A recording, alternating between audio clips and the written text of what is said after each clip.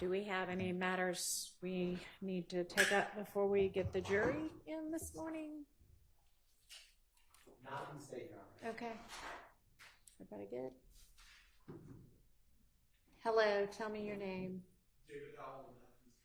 Howell? Okay, you've been with us before? Okay, welcome back.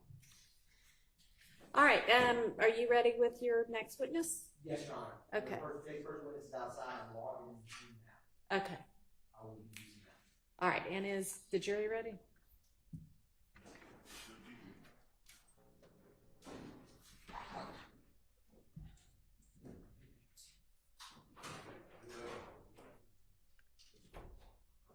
All right, okay, let's get the jury in.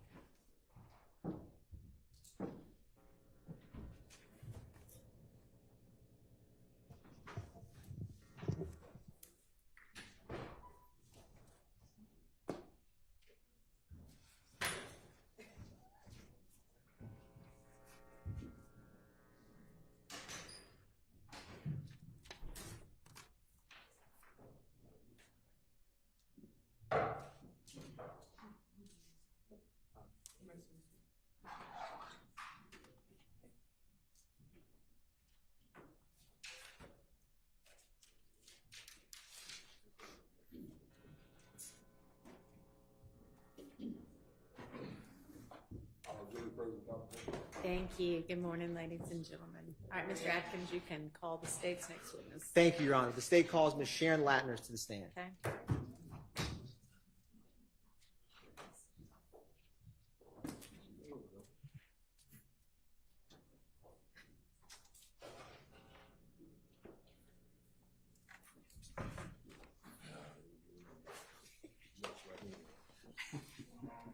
Raise your right hand. You swear first testimony given the truth, whole truth, nothing but the truth. I do. Have a seat. Spell your first and last name for the court's please.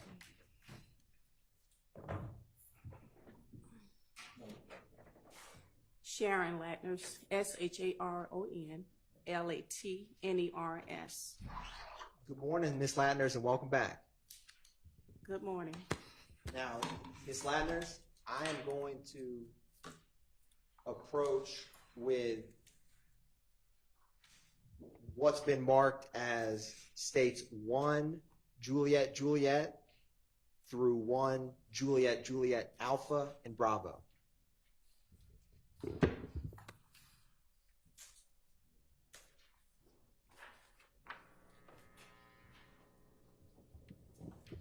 Now, Ms. Latners, if you can take a minute and look through those 3 exhibits and just look up at me when you're ready.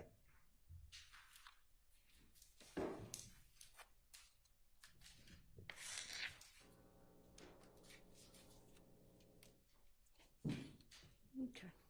What are those, Ms. Latners? One John is CAD report. Can you pull that mic towards your... This one? Yeah, that one. Thank you. Exhibit 1, 1 John 1, I'm sorry, 1 John, then 1 John 8 is a copy of the CAD report for the incident. And what is that disc, Ms. Latner's 1 JJ Bravo? 911 calls. And Ms. Latner's, do you recognize those? Yes. And are they a fair and accurate depiction of the CAD reports and the 911 call associated with this incident? Yes. And before testifying, Ms. Latner's, did you review and mark that 911 call on 1 Juliet Bravo? Yes. Your Honor, at this time, the state moves to admit state's exhibits 1 Juliet and 1 Juliet Alpha and Bravo. They're admitted. Thank you, Your Honor. The state is publishing 1 Juliet.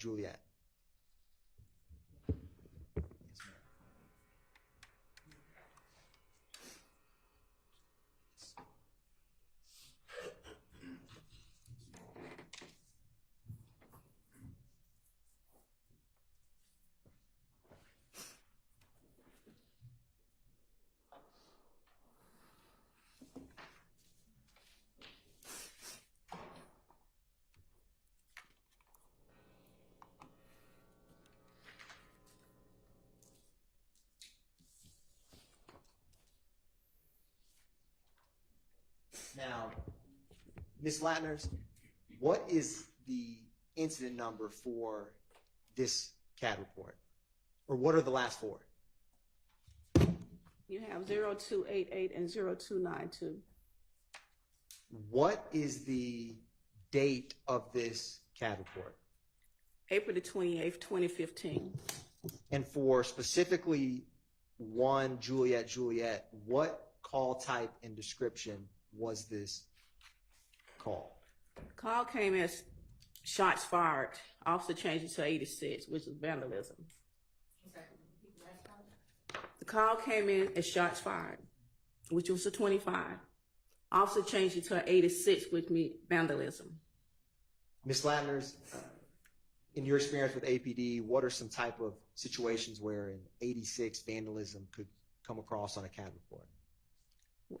If our if a caller called in and says car been vandalized, has car been shot up, window been broken, that's vandalism. Now, Ms. Latner's, what was the location address for this incident? 2517 Dungley Harwell Parkway, Northwest Atlanta. Are you familiar with that location, Ms. Latner's? It's a club over there. That's fair enough. Now, Ms. Latner's, I'm going to publish what's already been admitted as 1 Tango Alpha.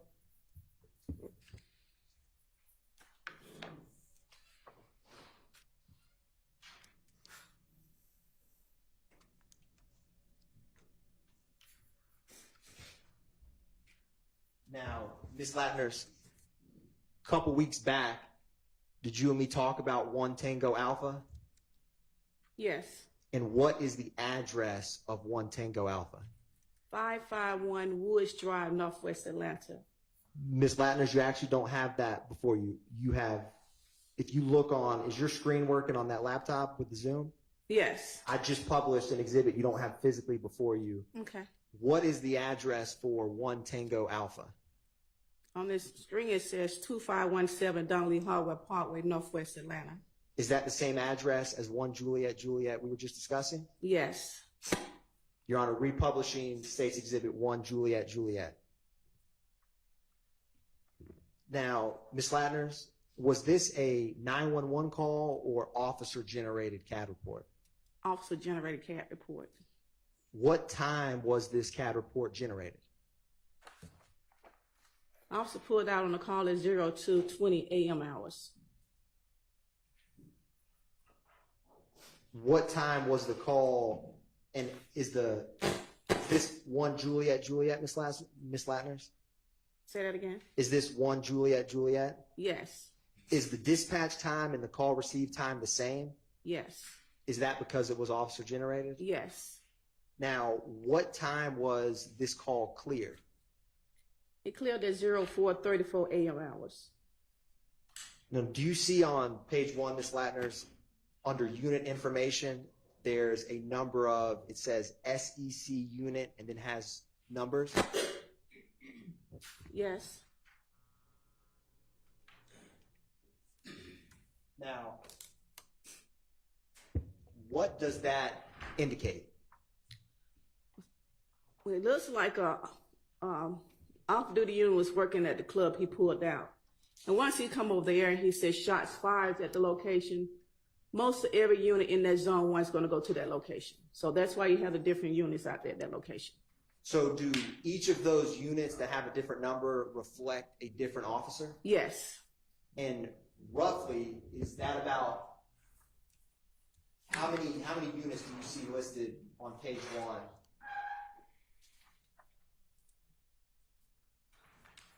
$12 units. Now, Ms. Latner's turning to page 2. Do you see at the top, does it continue to list different unit numbers that responded? Yes. How many do you see on the top of page 2? 5 units. So in total, is it about 17 units that responded to this call? Yes. Now, do you see beneath that, Ms. Latner's, where it has unit times and has a number of codes? Yes. What code is A, alpha? That means the unit arrived on the scene. What code is EN? En route. And BU? Back up. So, Ms. Latner's, is page 2 of this, is this indicating when various officers are arriving or en route to that location? Correct. Now, further down, Ms. Latner's, do you see where, and you had stated to the jury, do you see on page 2 where it stated that the count was a 25 for shots fired? Yes. And does it list that count changing to an 86 further on in the CAD report? Not on the second page, it doesn't. If you turn to page 3, Ms. Latner, do you see where there's a code for RT? Yes. What does that code mean? That means that the unit is sitting in his car on his MDT running different information, tabs, person wanted. And Ms. Latner's is short on CAD reports is TXT. What is that short for? TXT. Yes, ma'am. That's the information coming back for his MDT. And what about LIC? License. Now, Ms. Latner's,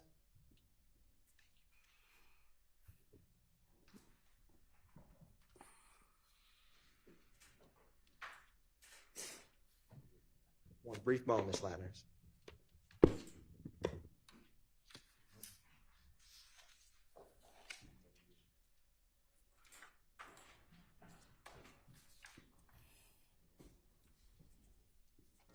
So, Ms. Latner, I want to walk through this with you. Starting on page 3, you see the time 2:27:57 a.m.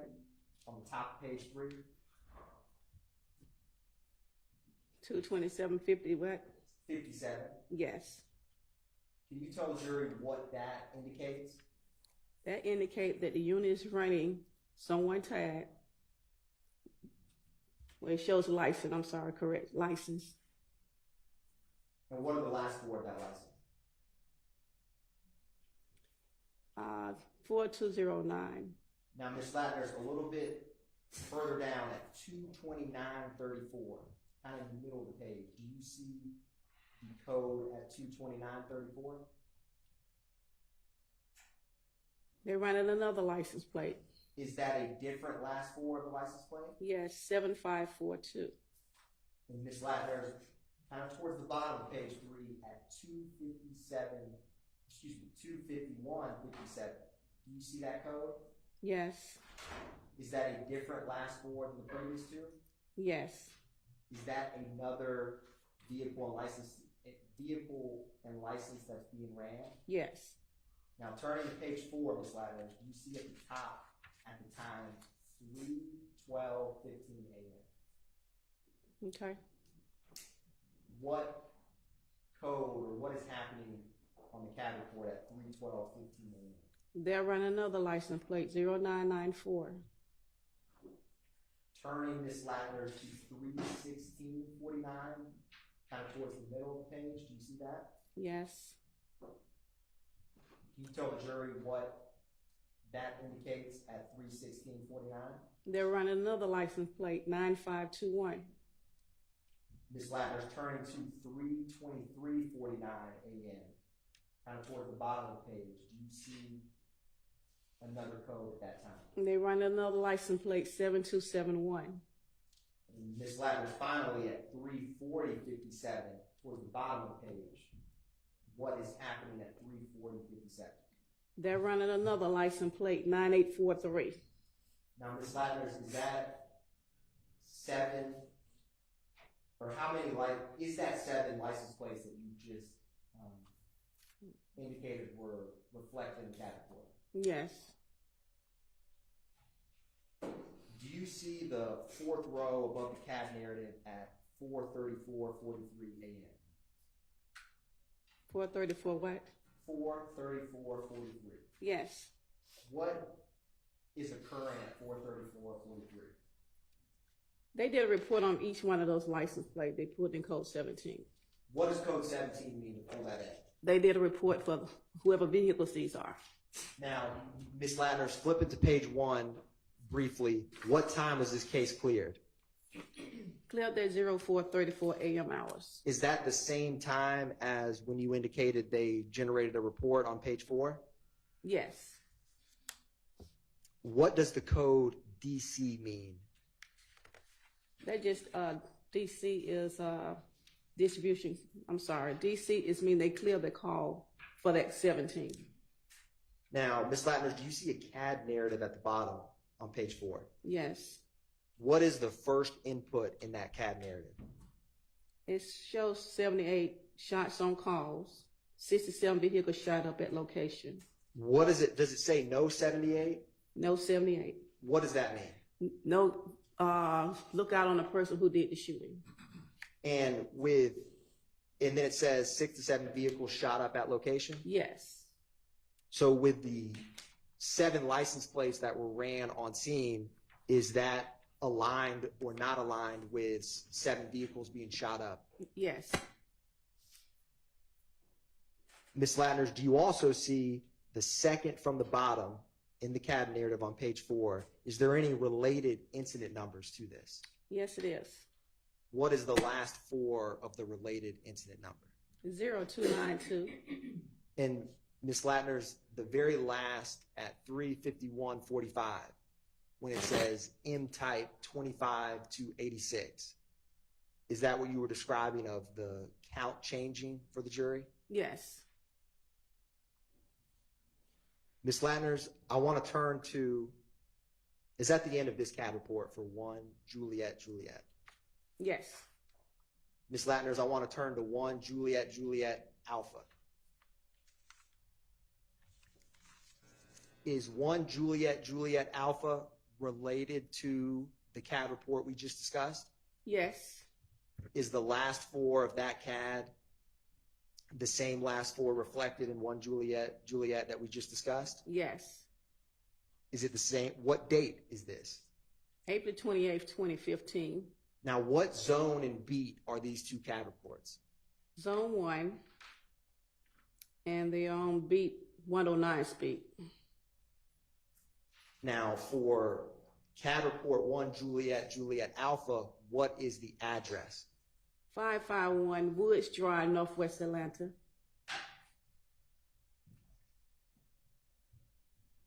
And with the 2 CAD reports being the same zone and the same beat, and Your Honor, publishing 1 Juliet Juliet Alpha, All right. are they in the same part of the city, Your Honor? Ms. Latner's, or nearby? Yes. Was this call, unlike the first call, a 911 or officer-generated call? It came through with 911. What time was the 911 call? 02:20 a.m. hours. What time was the call received with dispatch? Dispatch received the call at 02:21 hours. Now, Ms. Latner is just briefly glancing back at 1 Juliet. Is this 911 call after or before the officer-generated CAD report we just discussed? A couple seconds after for the officer generating it. When did officers arrive to this 911 call? First officer arrived at 02:26 hours.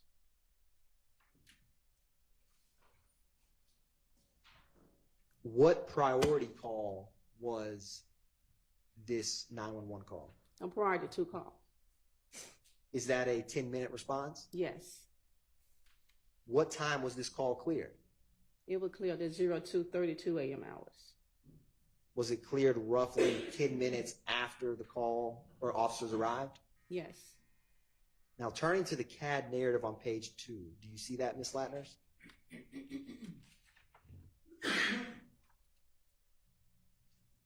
The 4th row from the top at 2:21:28 a.m. Can you tell the jury what that indicates?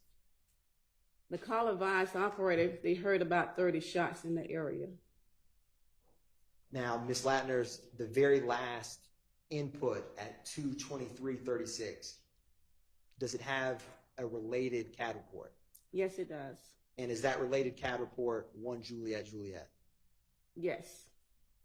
Now, Ms. Latners, I'm going to publish is 1 Juliet Bravo, the 911 call that corresponds with this CAD report? The disc you have before you? Yes. Your Honor, at this time, the state's going to publish 1 Juliet Bravo for the jury.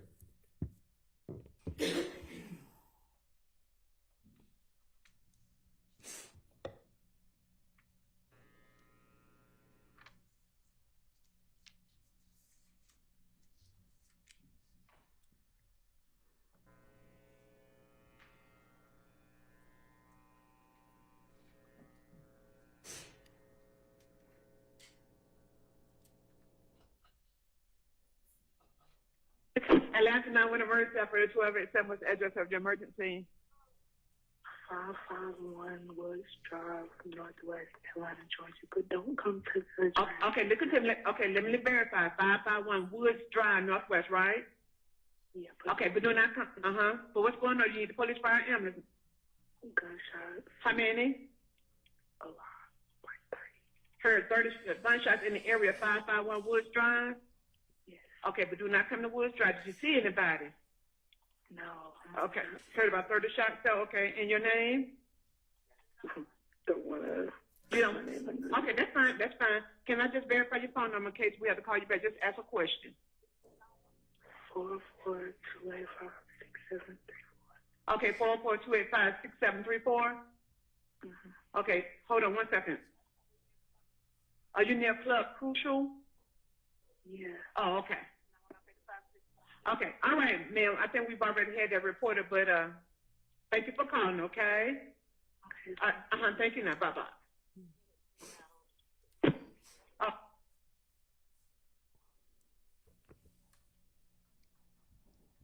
Now, Ms. Latners, I'm going to approach you with what's been marked as 1 kilo through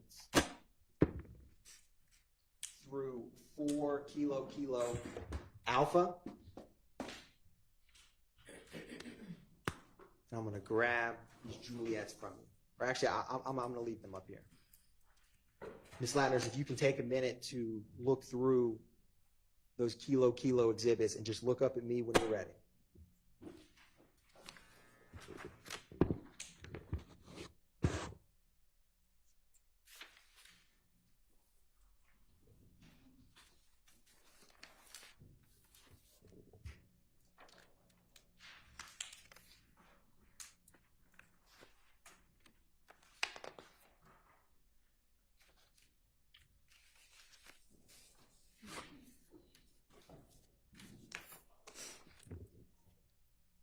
Ms. Latners, what are 1 kilo through 4 kilo alpha that I just gave you and you just reviewed? CAD reports from April 28th, 2015. And how do you recognize them? Yes. Is one of those a disc? Yes. Is there any significant markings on that disc? My initials. Were you able to listen what's on that disc before testifying here today? Yes. And Ms. Latner's are 1 kilo kilo through 4 kilo kilo alpha a fair and accurate depiction of the CAD reports and 911 call for this incident? Yes. Your Honor, at this time, the state moves to introduce into evidence 1 kilo kilo,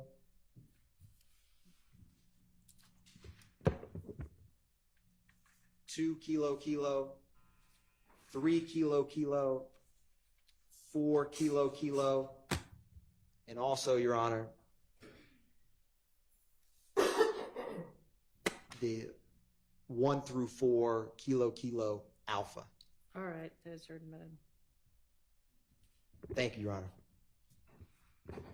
Now, Ms. Latner's and publishing 1 kilo kilo for the jury.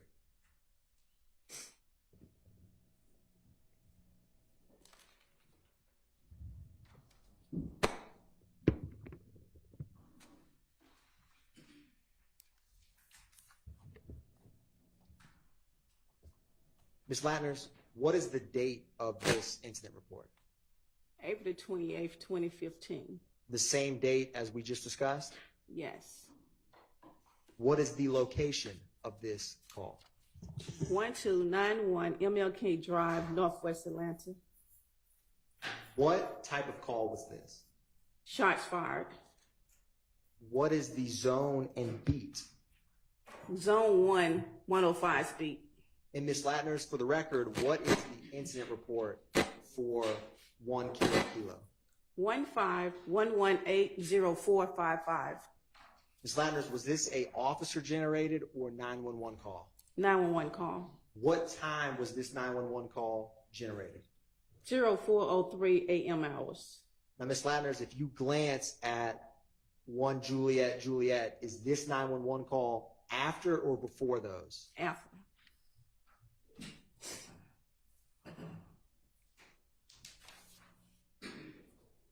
You said it was made at 040325? Yes.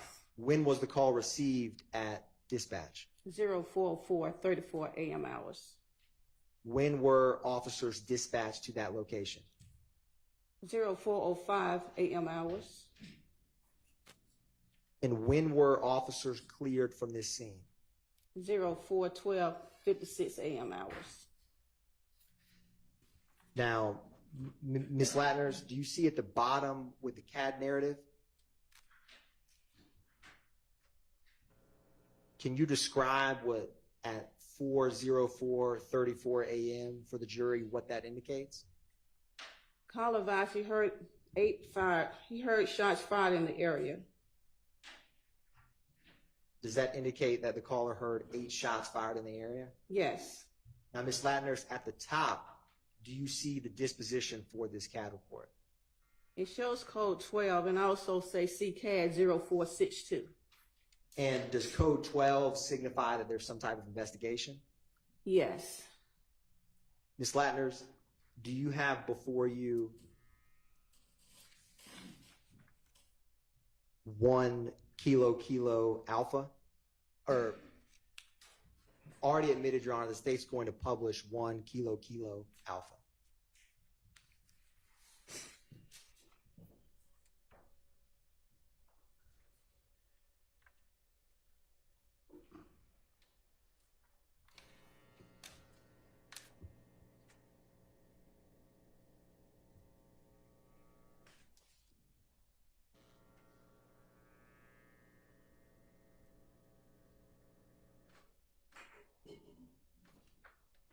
Atlanta 911 operator 6173. What's the address to your emergency?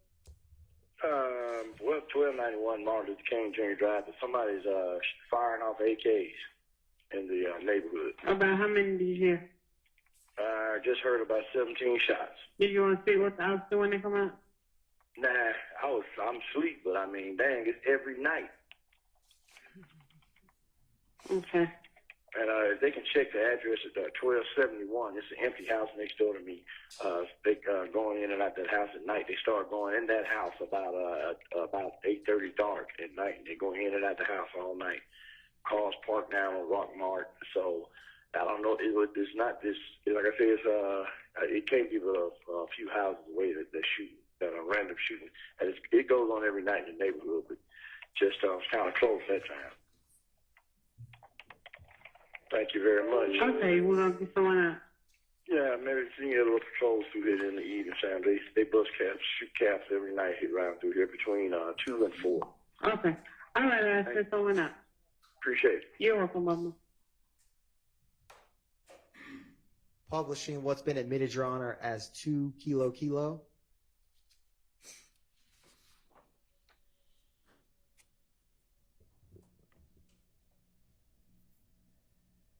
And Ms. Latner's, with all of these kilo exhibits that we're discussing, how many total CAD reports do you have before you? 4. And were all 4 of those related to the same incident? Yes. Ms. Latner's, in 2 kilo, what is the incident report for this CAD report? 151180456. Was 1 kilo, did that end in 455? Yes. Is this 456? Yes. And Ms. Latner's, when CAD reports come through APD, do they get incident numbers in sequential order? Yes. So this is the next incident report after 1 kilo. Yes. What is the location for this incident number? 1469 Mill Street Southwest. What is the zone and beat for this CAD? Zone 1, 104's beat. Is that the same zone and beat as 1 kilo? No, the first one was 105's beat. Is 104 near 105's beat? Right next door. What was the source of this CAD report? Was it a 911 call or officer generated? 911 call. What time was this call received? 04:03 a.m. hours. Was that after or before 1 kilo? After.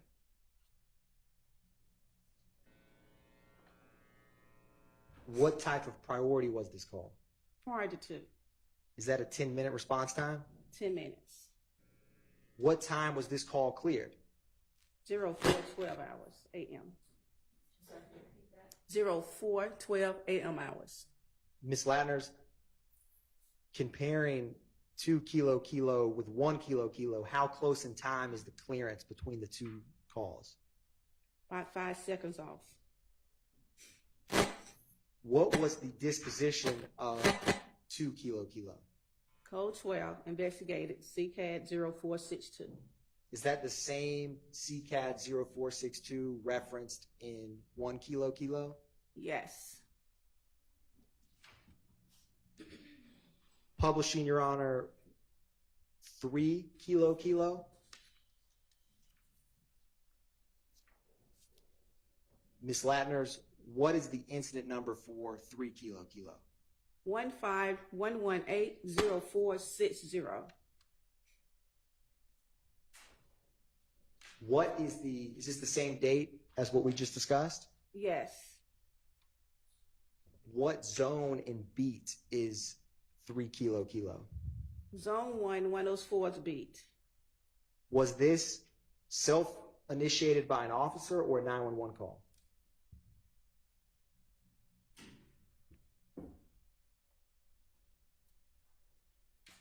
It's 911 call.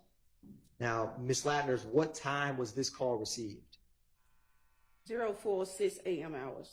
How close in time is the 04, 06, 07 hours to 1 and 2 kilo we just discussed? A couple of minutes off. Ms. Latner's, what time was this call cleared? 04:08 a.m. hours. And turning to the CAD narrative at 4:06:07 a.m., can you explain for the jury what that indicates? Received a call. Call advised several shots heard in the area. And Ms. Latner's, turning to the top, what is the disposition for 3 kilo? The 911 canceled the call. Dispatch canceled the calls because all of it was related to the first 2 calls. and she marked as CCAD 04620456, since all in the same area as 104's beat. Is that why, Ms. Latner, the call was canceled 2 minutes after this 911 call was generated? Correct.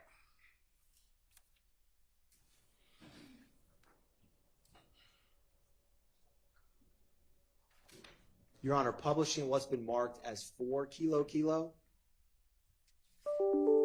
Ms. Latner's looking at 4 kilo. What is the incident number for 4 kilo? 151180462. Is this the 0462 that was referenced in the previous 3 kilo exhibits? Yes. What's the location for this CAD report? 1428 Adele Avenue Southwest. What zone and beat is 1428 Adele Avenue Southwest? Zones 1, 104's beat. Is that the same beaten zone or the neighboring beaten zone for the previous 3 CAD reports? Yes. And what was the source of this CAD report? Was it 911 call or officer generated? 911 call. What time was the 911 call made? 04:05 a.m. hours. What time was the 911 call received by APD dispatch? 04:06 a.m. hours. What time were officers dispatched out to that call? 04:07 a.m. hours. What time was this call cleared? 07:04 a.m. hours.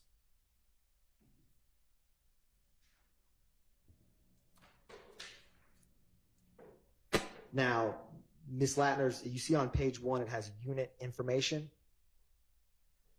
Yes. Who was the primary unit on this call? 1104. And is there any officers listed for this case?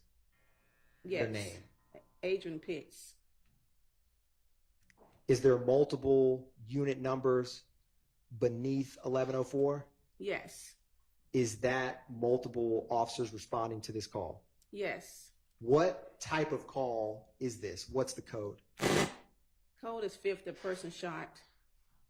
Would a person shot code 50, what kind of response would that get? Priority 2. And how quick a response time is priority 2 within APD CAD?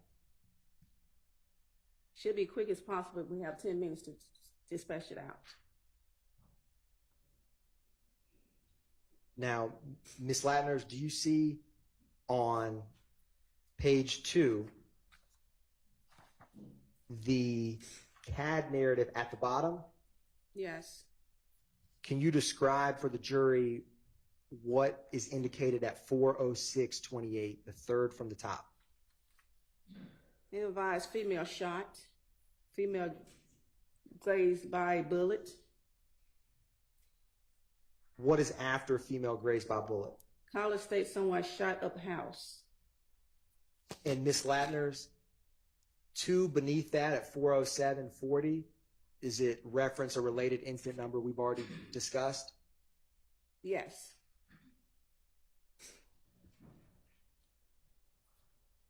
Your Honor, at this time, the state is going to publish 4 kilo alpha for the jury.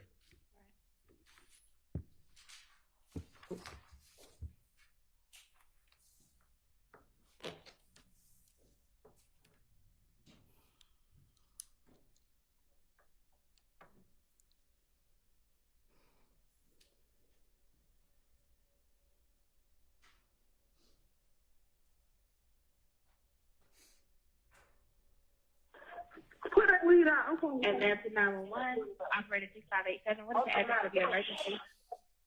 Someone just turned a shot on my house and my auntie got shot. Okay. Okay, what's the address? 1428 1428 Adele Avenue. Adair. 30314. Is this in a house or an apartment? You said what now? Is this a house or an apartment? Our house? Okay, that's Adair Avenue Northeast? Southeast? I think it's Southeast. Okay. 1428 Adele Avenue, Atlanta, Georgia, 30314. Okay, it's not coming up southeast. Hold on one moment. A-D-E-L-E. Oh, Adele. Yes, ma'am. Okay. All right, hold for Grady.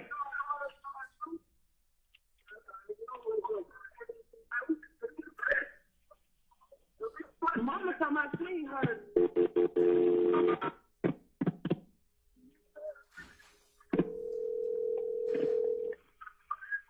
Brady EMS with us out of your emergency. Hello. This is Brady EMS with us out of your emergency. 1428. A-D-E-L-E. Okay, repeat that one more time. A-D-E-L-E.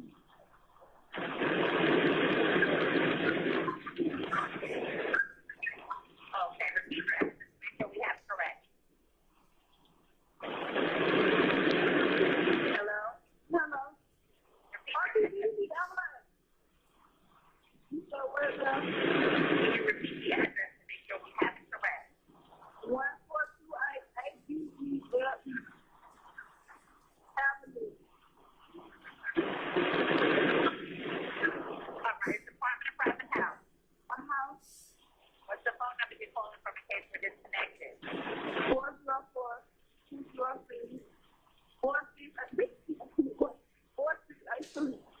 All right, and what's your name? Dominique. Okay, Dr. Can you tell me what happened?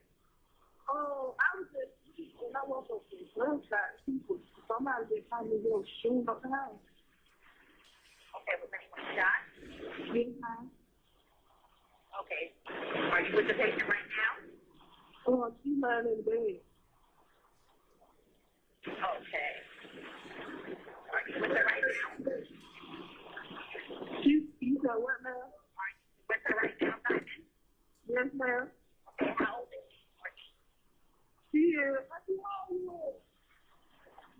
She didn't get, the bullet didn't go through. She got straight. But she is, I see how you got this away. I think Is she awake? yes, she is like, She breathing? you said, yes, she breathing. Okay, when did this happen? When did this happen? When did this happen? Did she breathe? Like 5 minutes ago. Okay. They'll allow you to hang up. Okay. Okay, and is there still nearby? You said what? The person that was shooting, are they still in the area? Yes, ma'am, that's still in the house with me. Okay, is there any serious bleeding? No, ma'am. Bleeding at all? Yes, she's breathing. The bullet's right here. All right. Is she completely alert? You said what, ma'am? Is she completely alert? Yes, ma'am. She's All right, what part of her body was injured? the butt. Okay, she was shot in the buttock. Yes, ma'am. Is there more than one wound? No, ma'am. All right, send the paramedics to help stand a line. We'll tell you what's next. Atlanta Fire Police on 792. Okay. Steering route. Okay. Okay, great. What did you say, Atlanta? You said what? We need to know if the person that shot her is still on scene. Yes, ma'am. She's standing. No, the people that were shooting, are they still around? Oh, yes, I guess it was driving. Okay, so they're nowhere in sight at this time. Oh, no, ma'am. You know where they are or where they went? No, ma'am. We just woke up. Okay. Okay. Then the paramedics to help stand a line. We'll tell you what's next. Grab a cushion, dry cloth, or a towel. Okay. Okay, and I want you to place your right on the wall, press down firmly, and don't hold it up. Okay? Let her know that help is coming. Don't give her any food or drink that might make her sick or cause problems for the doctor. Let her rest as comfortably as possible. But watch her closely. If she becomes less awake and vomits, please turn her on her side. Okay, so when she becomes intact, gather any medications that she's taking. Please unlock your door. Sit on the outside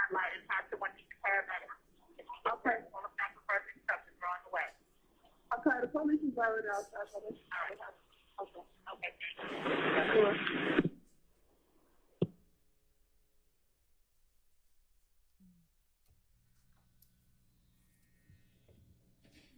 Ms. Latners, that was the 911 call that corresponded with 0462.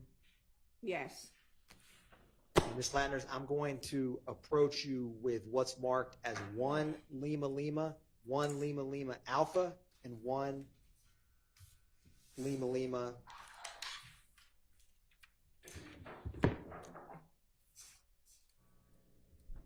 Excuse me, and 2 Lima Lima.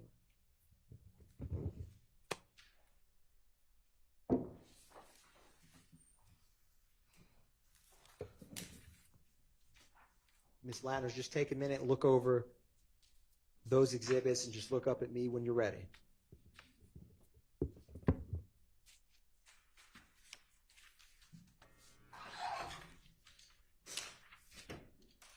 Ms. Latners, what are 1 Lima Lima, 2 Lima Lima, and 1 Lima Lima Alpha? Copy of the CAD report for that incident. Is there also a 911 call associated with those? Yes. And are they a fair and accurate depiction of the 911 call and CAD reports for this incident? Yes. Your Honor, at this time, the state moves to tender into evidence 1 Lima Lima, 1 Lima Lima Alpha, and 2 Lima Lima. You may. I'm going to come grab these, Ms. Latners. I'll be right back.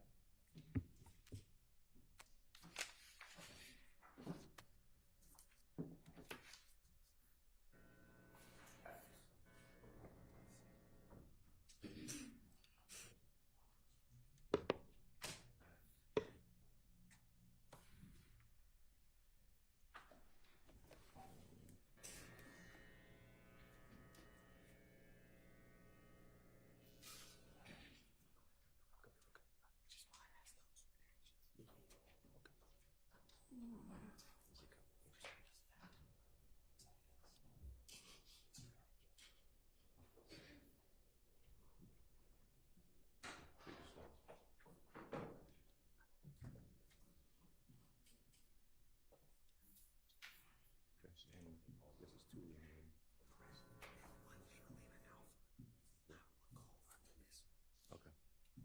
Gotcha. All right.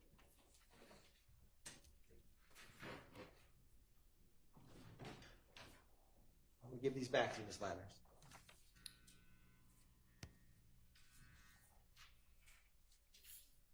So was there objection, or did y'all just need to see them? Okay, all right. I think we, if the record, we need to reiterate our previous objections. Okay, they're preserved. All right, so those are admitted. Your Honor, thank you, Your Honor. Publishing 1 Lima Lima. Ms. Latners, what is the incident report for 1 Lima Lima? 151180587. What is the date? April 28th, 2015. And Ms. Latners, what type of call is 1 Lima Lima? Shots fired. What was the location of the shots fired? 1903 Drew Drive, Northwest. What is the zone and beat for this call? Zone 1, 110 speed. Now, Ms. Latners, was this a 911 call or officer generated? 911 call. What time was this 911 call made? 05:50 a.m. hours. And Ms. Latners, is this after or before the 2517 Donnelly Hollowell 1JJ we discussed? After. Is this after or before the 1428 Adele Drive we just discussed with Kilo Kilo exhibits? After. Ms. Latners, when were officers dispatched to this scene? At 05:53 a.m. hours. When did they arrive? 06:01 a.m. hours. And what time was this call cleared? 06:44 a.m. hours. Now, Ms. Latners, do you see unit information in the middle of page 1? I do. What is the primary unit for this call? 1110s. And what officer is associated with 1110? Sharon Hill.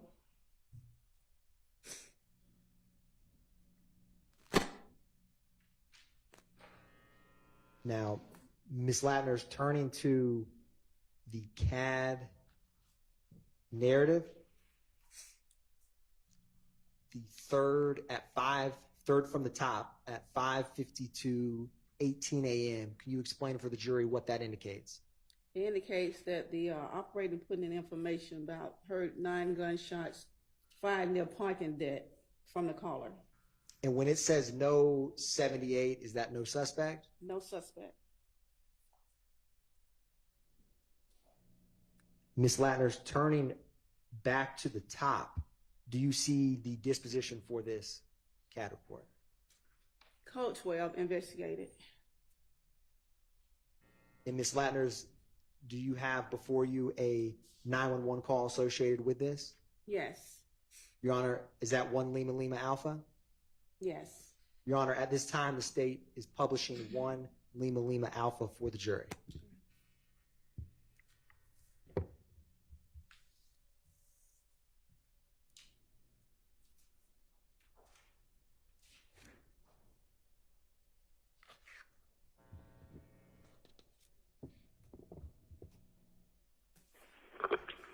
Atlanta 911, operator 6544. What's the address of your emergency?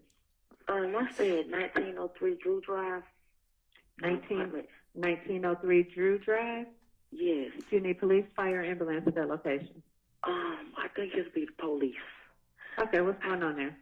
I just woke up and I just heard about 9 gunshots. Okay, can you tell me which direction you think it's coming from? It came from the parking deck.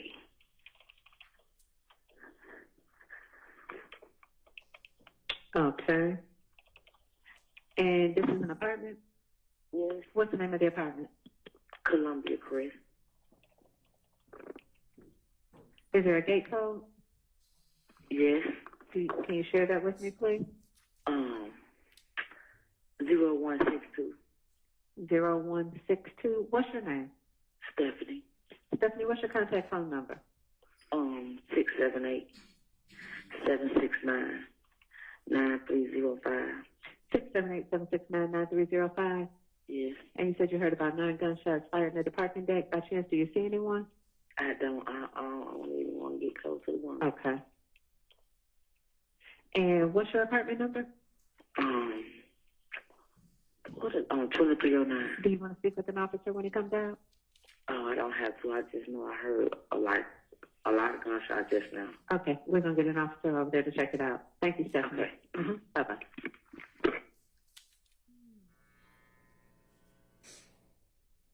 Publishing 2 Lima Lima, Your Honor, and Ms. Latner's, we're going to talk about 2 Lima Lima.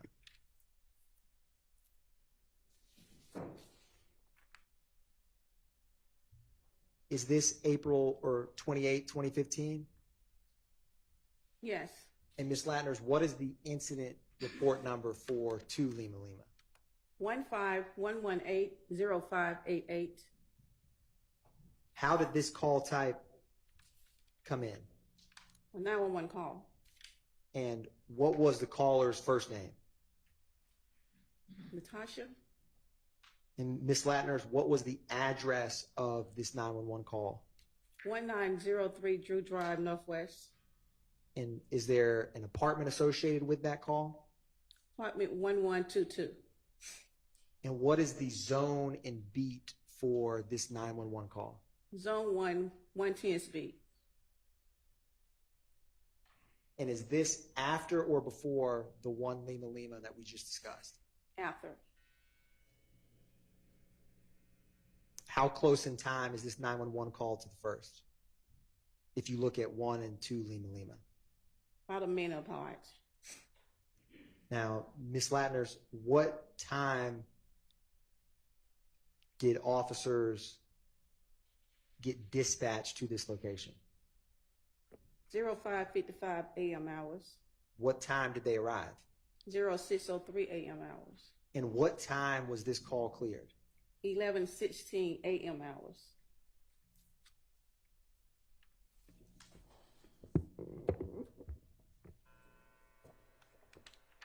Now, Ms. Latner, do you see in the middle under unit information,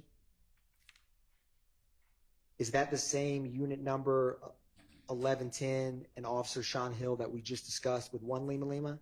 Yes. So did that officer respond in relation to both of these calls? Yes.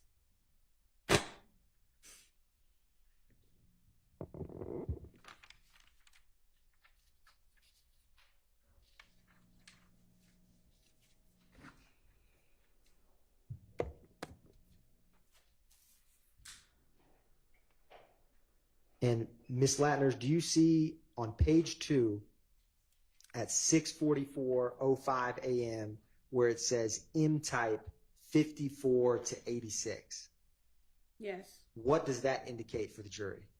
Call came in as a suspicious person that's a signal for Atlanta 54. An officer asked the dispatcher to change to 86 to vandalism.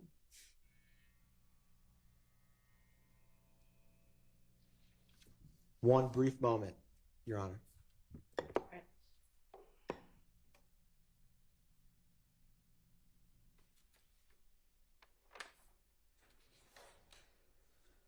Thank you very much, Ms. Latner. No further questions by the state, Your Honor. All right. Do any defense counsel have questions for Ms. Latner? Thank you. All right. All right, Ms. Latner, thank you for your time. You are excused. Call your next witness.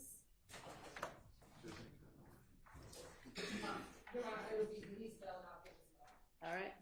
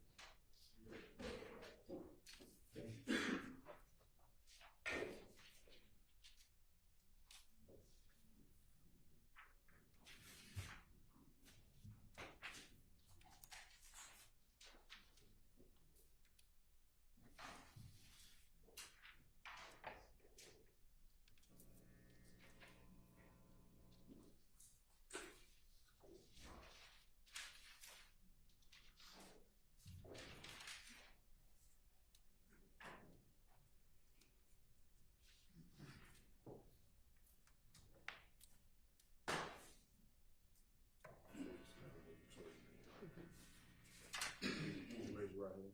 You swear the first testimony you give today is the truth, the whole truth, nothing but the truth. Have a seat. State and spell your first and last name for the court. Now look at the mic, please. My name is Denise Bell. Spell my name D-E-N-I-S-E B-E-L-L. B-E-L-L, yes. Good morning, Ms. Bell. Good morning. How are you? I'm a little nervous. All right. Is there anything we can do to make you a little less nervous? Not really. All right. Ms. Bell, appreciate your honesty. Would you do me a favor and set your purse down by your side? Yes, I can. And I'm standing over here. Would you direct your communication to the jury over here? They need to hear what you're saying, and you need to talk loudly and into the microphone if you can. Okay. Thank you. Ms. Bell, would you tell the jury where you're from originally? I'm from Atlanta, Georgia. All right. Do you have family that lives in Atlanta, Georgia? Yes. Have you lived in Atlanta all your life? Yes. All right. Do you have sisters and brothers? Yes. How many? I'll say 5. All right. Other than me. All right. And one of them, does one of them live at 1428 Adele Avenue? Yes. Have you ever lived at 1428 Adele Avenue? Yes. And is that in Fulton County? Yes. How long did you or has your family, you and your sister, you or your sister lived at 1428 Adele Avenue?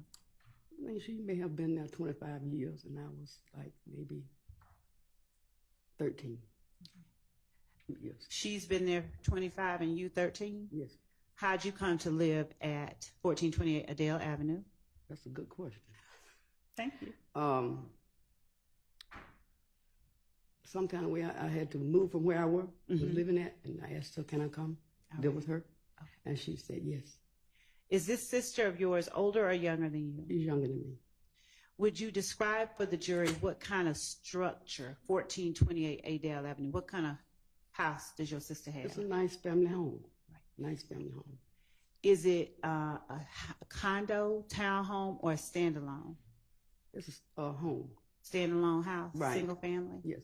All right. Is it brick, siding, something else? Brick. All right. How many levels does your sister's house have? I'm gonna say 3. And when you walk into the door, just from outside, which level do you enter? You enter on the 2nd level. Okay. And do you or your sister sleep on? Different levels, yes. Okay. Would you describe for the jury, or tell the jury, I'm sorry, who all on April 28, 2015 lived at that house? It had to be my sister, Mhm. one of her daughter, Okay. and me. And you. Would you tell the jury a little about yourself? Do you have children? Yes. How old are they? My oldest will be 48 in next week, and my baby is 47. Did either of your kids live at 1428 Adele Avenue? No. In April? No. All right. Your sister, how many kids does your sister have? She has 4. All right. Would you tell the jury first the name and then the age of the 4 children that your sister had? Your Honor, I'm going to object as to relevance. Your Honor, this is the address that the jury just heard about. Age of the children. I can approach as to why I'm doing it that way, but I have a reason and it is relevant. All right, I'll give you some leeway. Thank you. Would you tell the jury the name and age of your sister's 4 children? I think the twins, which is Diamond and Daryl, maybe 27 now, And that would have made them, what, 18 in 2015? I suppose. Okay. And what's your sister's oldest child's name? Stacy Adams, and she's 40. She's 40. So she would have been, would she have been 31 in April of 2015? I'm thinking yes. Does your sister have a son, Philip Collins? Yes. Does Philip Collins go by the name Philo? Yes. And would Philip Collins have been around 25 in April 2015? I will say so. All right. Did your other siblings have children? Did your other sisters and brothers, did you Yes. have other nieces and nephews? Yes, I do. All right. Did any of those other nieces and nephews at any time during April 2015 live at the house with you and your sister? No. Did your sister's children, the 4 you just named, Philo, Darren, Diamond, and Stacy, did either of them live at the house besides Diamond in April 2015? No. Did they visit the house regularly? Well, you know, they come by because they want to eat, and I cook a lot for everybody. You know what I'm saying? And it's delicious. Would you describe for the jury the area of Atlanta that, let me be more specific. Do you know where the Atlanta University Center is? Yes. All right. Is 1428 Adele Avenue down the street from Morris Brown College? I wouldn't exactly say down the street, but it's not far from the home. And is it also close to Spelman, Morehouse, Clark? Yes. All right. And also, please describe in the best way that you can the neighborhood that 1428 Adele Avenue is. It's a wonderful neighborhood to raise your kids in. You know, it's a wonderful neighborhood. It was not, we felt no danger or anything. It's a nice neighborhood. Is it mostly houses like the one you and your sister lived You in? can object as to relevance, Your Honor. Overruled. Does the house itself sit off of of Adele Avenue, or is it in a subdivision? Well, it's just a street with houses, you know. How often did your sister's children, either Philo, Darren, or Stacy, visit? Objection as to relevance. There's, Your Honor, I am asking. Sustained. Okay. Asked and answered. Out of all your nieces and nephews, did you have any other nephew who was 18 in April of 2015? No. Okay. And did any of your other nieces and nephews visit your home at 1428 Adele Avenue as often as Cecilia's children did? No. Would Cecilia's children visit at least once a week? Yeah. All right. Oh, Leading.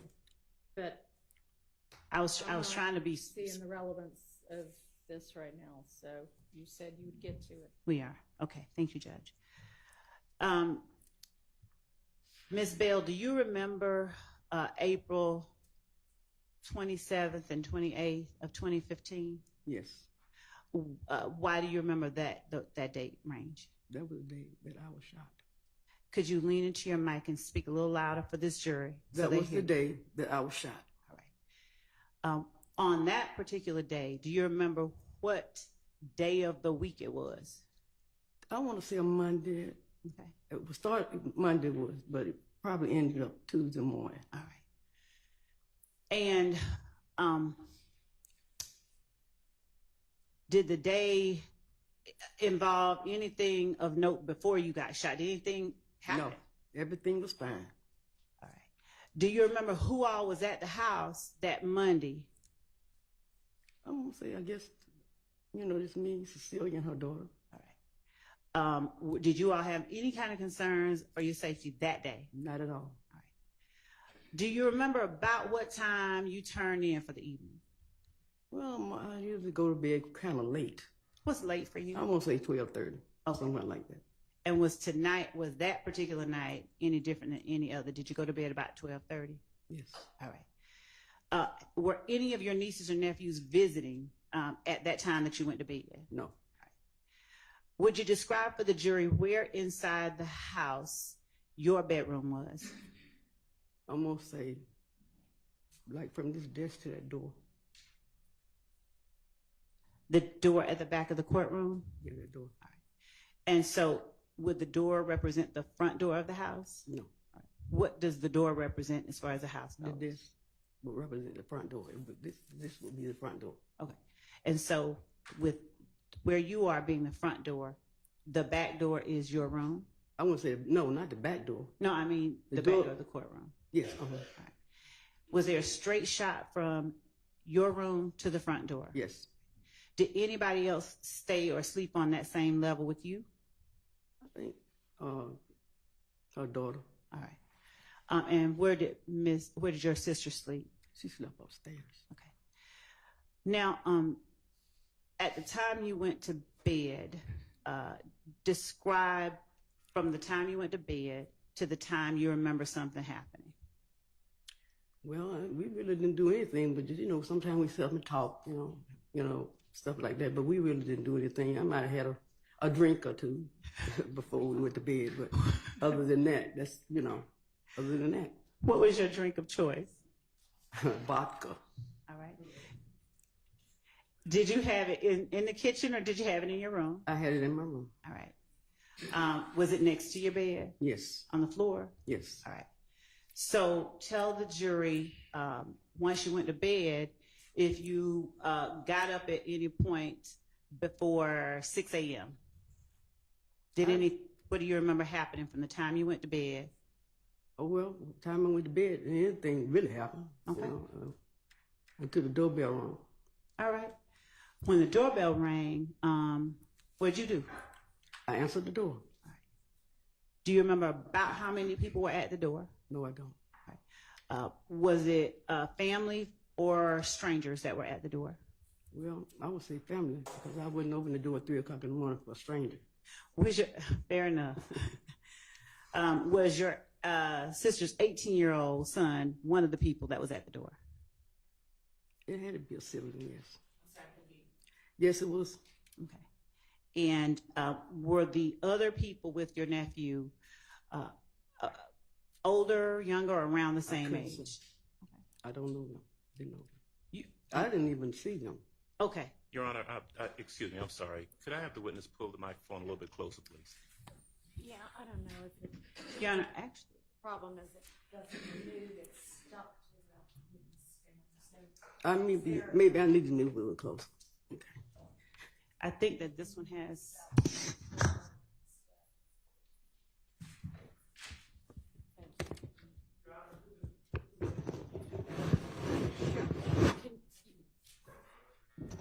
Can he repeat? Can she repeat that last answer once we've got the mic fixed?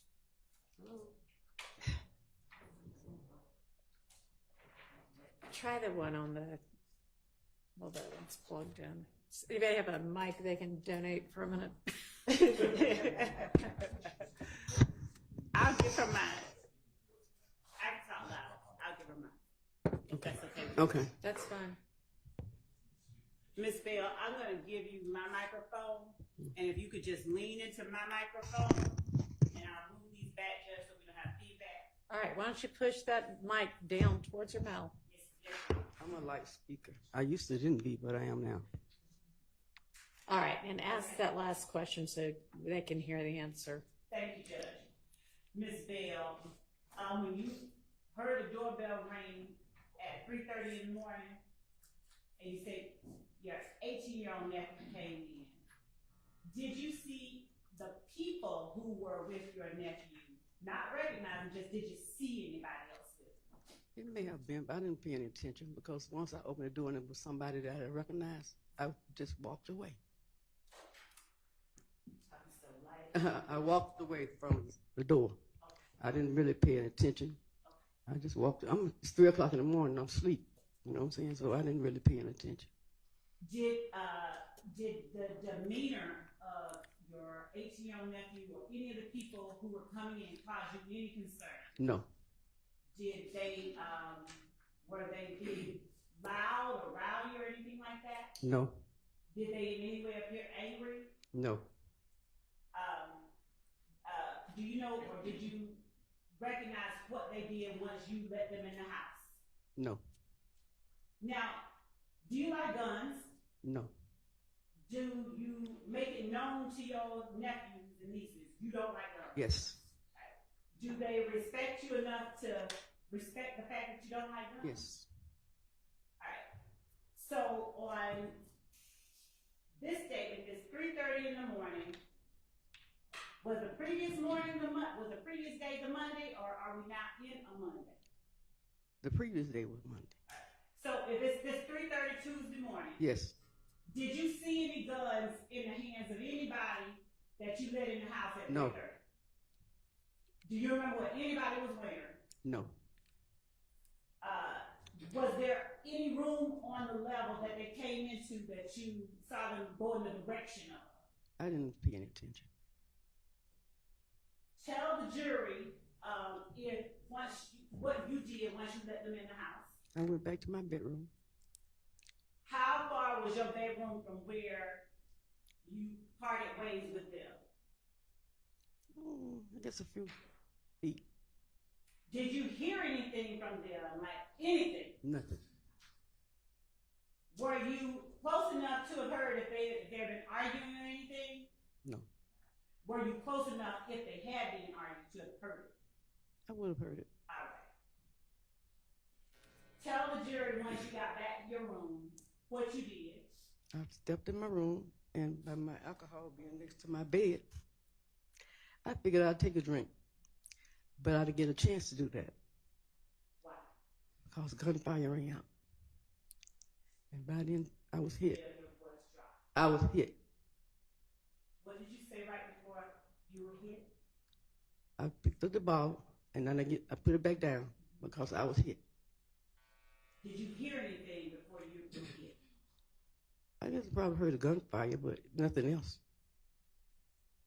When you say you were hit, what do you mean? I was hit by a bullet. I was shot. I just said I was hit instead of shot. Did you immediately know you had been shot? Yes. What happened? How did you Well, actually, I didn't really feel any pain at that time. I was very scared, you know, and I looked into my hallway, which is right my bedroom, the hallway right at my bedroom. So when I turned my back and looked around, the police was already there. Do you have any idea how long it took you to gather yourself and look around and see the police? I really didn't have any time. Did you see when you realized you've been shot, were you able to see if there were any holes in the house for a bullet to have come through? Like, did a bullet, did you see where it came through? It came through my wall. Through your what? My wall. Do you remember how many shots you heard? No, I don't. Did you hear more than one? Yes. Do you remember what they sounded like? It was very loud. Do you remember whether they were fast? Fast. You being way more dignified than me, probably won't do this. But was it or something different? I really don't remember. What do you recall doing after you looked around and saw the police officer in the house? I just stood there by the bed. By the bed? I stood by the bed. I never sat down or anything. I just stood there. Was the police officer inside your bedroom when you looked? No, he wasn't in my bedroom. He was in the hallway. Do you recall saying anything? No, I didn't say anything to him. Do you remember who all was in the house at that moment where you noticed the police was in the house? No. Did you have any idea where your nephew and your nephew's friends were? No. What about your sister? She actually didn't even really see anything or hear anything. Without talking about what she may have seen or heard, I mean where she was. Oh, she was upstairs in her bedroom asleep. Did she come down at any point and join you in yours? No, no, no. Did you see her interacting with the police? I don't recall. I didn't see that. Tell the jury the next things you remember happening. I remember the ambulance came and they put me on the gurney. Okay. And they prepped me as they taking me out the house. Once I was in the ambulance, I really did not know how serious the injuries were. You know what I'm saying? I just didn't really feel any pain until I was operated on. The pain was so excruciating that I wouldn't wish it on nobody. Were you in the hospital one more time? I might have been in the hospital maybe a month and a half. Ms. Bell, would you tell the jury if your neighborhood that you lived in on 1428 Adele Avenue was a neighborhood where younger, or you noticed your neighbors were? No younger people. No younger people. Most of the residents there were older people. They had already been there for many years. 40 or older, 30 or older? They was older than that. Did you notice whether any of them had kids that came often that you saw? No. Ms. Bell, I'm going to show you what has been marked as State's Exhibit 5KK, and forgive me for not knowing the military. Kilo, 5 kilo, through 9 kilo, and a copy Mr. Brown is providing to the defense for them to look at while you take a look at 5 kilo through 9 kilo. And just tell me if you recognize the area depicted in these photographs. Looking starting at 5 kilo right here. Do you see 1428 Adele Avenue? Yes. Is that a fair and accurate representation in 5 kilo of what you and your sister's home look like? Yes. In 2015? Yes. What about 6 kilo? Are you able to see the house from that? Yes. Is that too a fair and accurate representation of what the house looked like? Yes. In 2015. Looking at 7, 8, and 9 kilo. Do you see 1428 Adele Avenue in each of these photographs? Not in this one. Okay. And this one is 8 kilo? Yes. Yes. Does it look like it did in 2015 and 8? Yes. What about in 9 kilo? Yes. Now, do you see Adele Avenue in 8 kilo? No. So,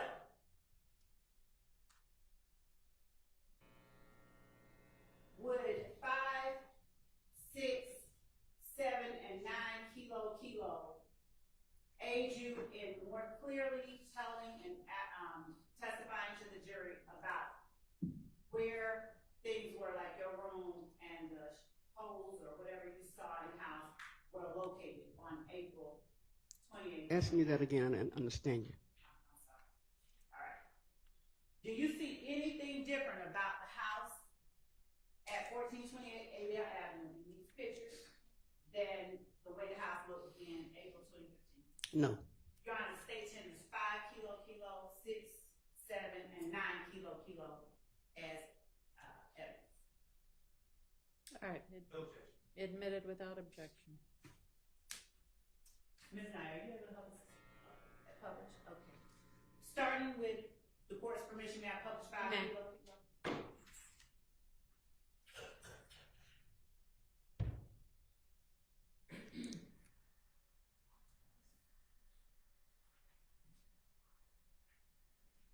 And Ms. Bell, it's going to come up on screen. I need in one time in just a minute.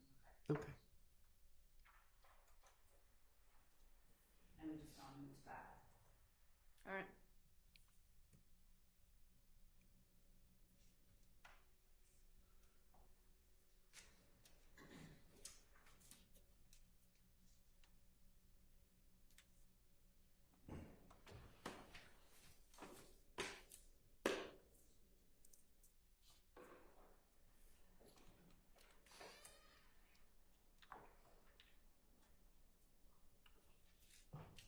Once we blow it up, do you see where that arrow is in 5 kilo? If we could blow it up a little bit more. All right. And would you describe for the jury which of these houses is 1428 Adele Avenue after we get gray box out of the screen? The one with the cars in the driveway. And would you tell the jury, are you able to describe for the jury where the front door of the house is? The front door would be right there where those bushes. Who would put the arrow over the bush? That's the front door. All right. And is that the door or is it a different door that you answered at 3:30? That's the door. And does that door face Adele Avenue? Yes. In relation to that door, would you describe which side of the house your room was on? Straight. Straight through. ahead? Yes. Were you ever able to see how many bullet holes ended up being in your house that day? I wouldn't say I seen it that day. I mean, later on, were you able to see how many bullet holes? Yes. Approximately how many did you see? I never counted them. Was it more than 3? Yes. Do you know if it got up to as many as 10? I'm not sure. Do you know if that house had any bullet holes in it before? No, ma'am. that day? Can I have a tissue? Yes, ma'am. I'm sorry. Thank you.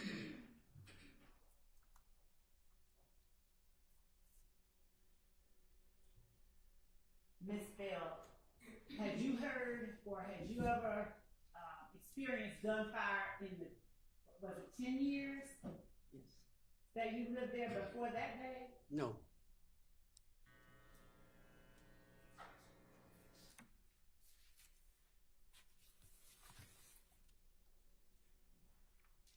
Did you know, or did you call 911? No. Do you have any memory of who, if anyone, called 911 in your house? No. Do you remember talking to anybody before the ambulance came? Do you remember having any No. conversation?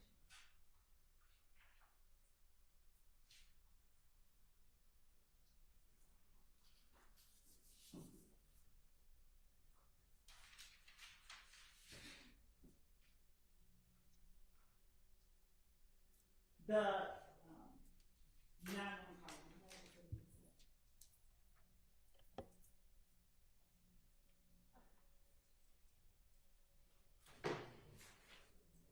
And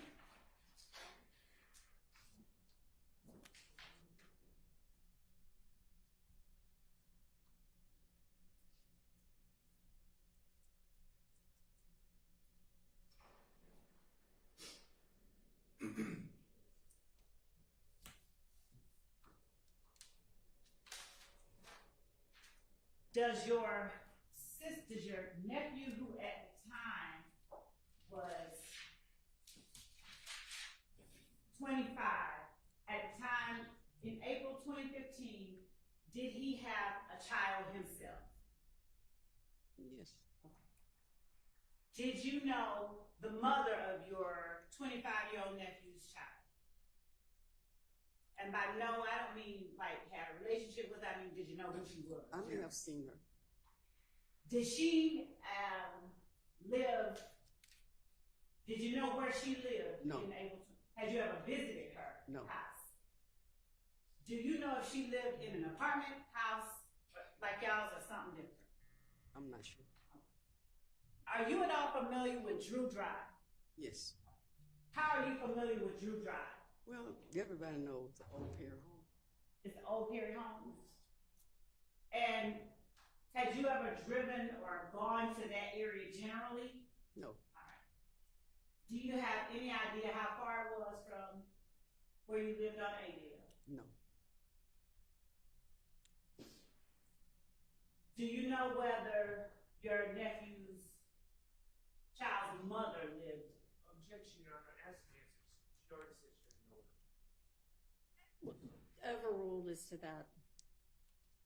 Do you know whether your 25-year-old nephew's child's mother lived in that area?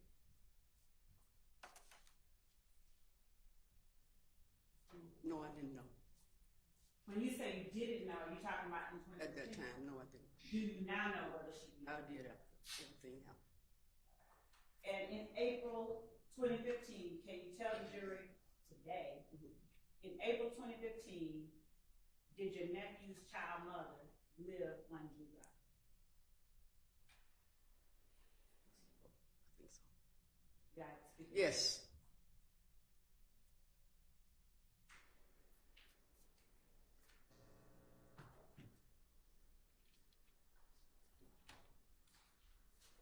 Did you drive at that time? No. Did your sister drive? She drives. Now, the cars in the driveway of States 5KK, are those, that's not your car? Is No. that your car? No. All right. That's your sister's car? No. All right. Do you remember what kind of car your sister drove? April 28th, 2020. Pacifica. Pacifica? Yes. Is that a van, Chrysler Pacifica Yeah. or something? Okay. Do you remember what color it was? It was like a blue. Blue? Yes. Any idea of whether it was dark, light? It was like blue. Okay.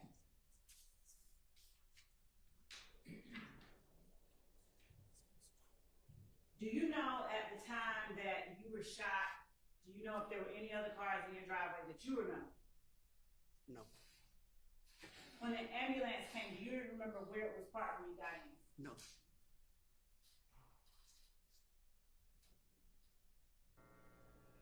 Did you ever see any shell casings outside the house? No, I didn't. Did you ever see any bullets inside the house? No.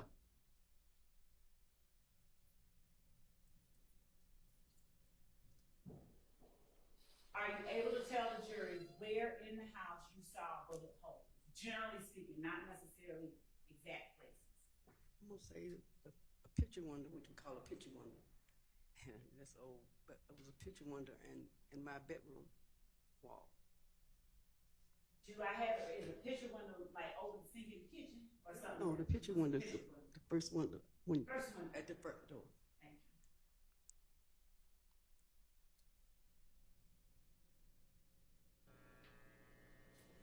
And did you at all ever see who it was that fired those rounds in y'all's house? No, I didn't. Just 1 second. I appreciate you.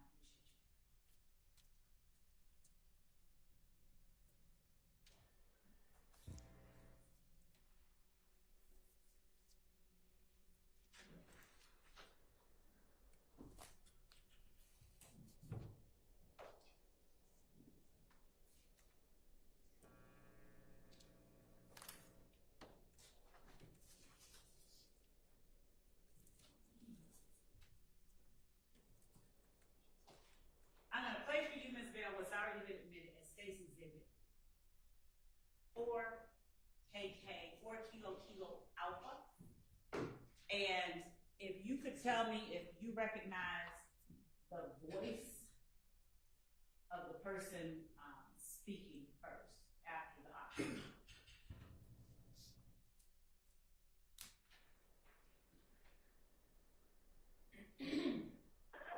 Put that weed out. I'm calling. Advance to 911, operator 6587. What's the address of your emergency?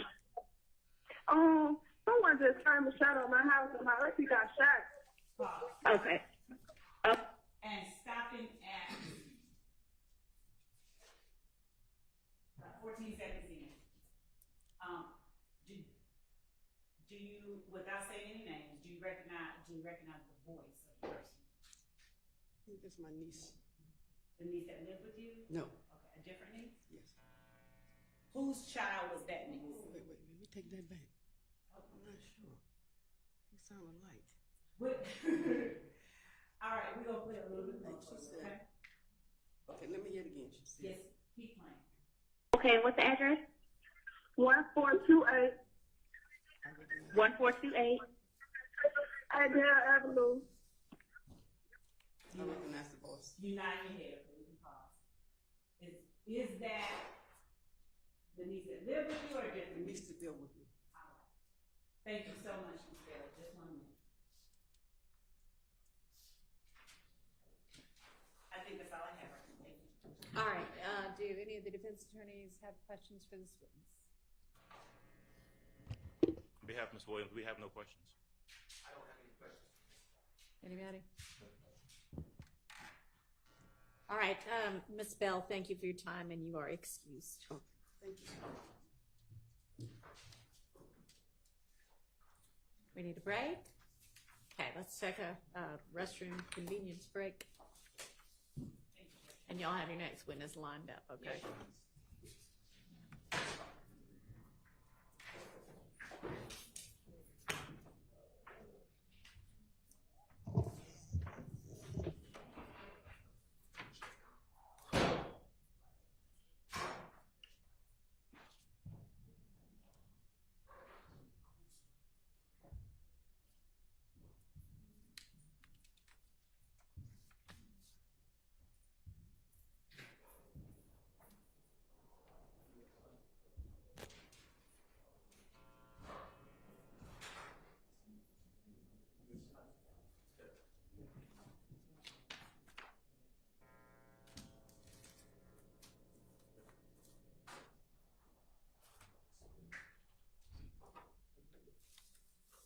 I'm not sure where Mr. Atkins went, but I just wanted to make sure that the redactions that we talked about previously on those CAD reports got made.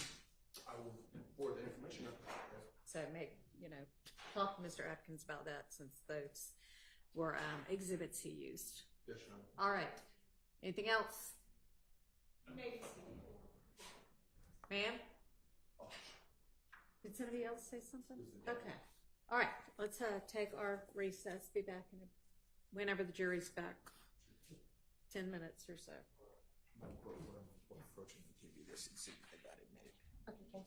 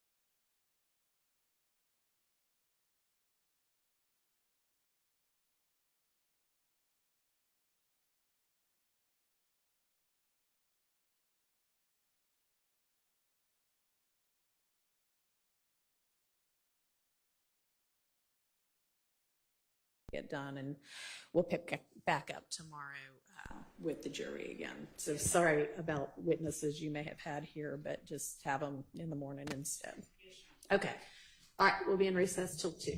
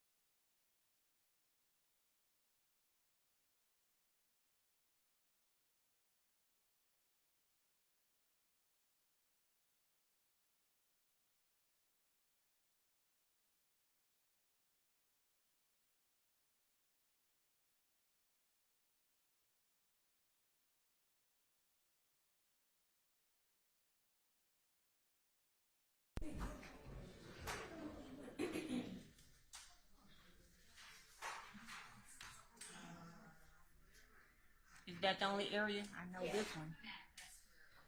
Okay.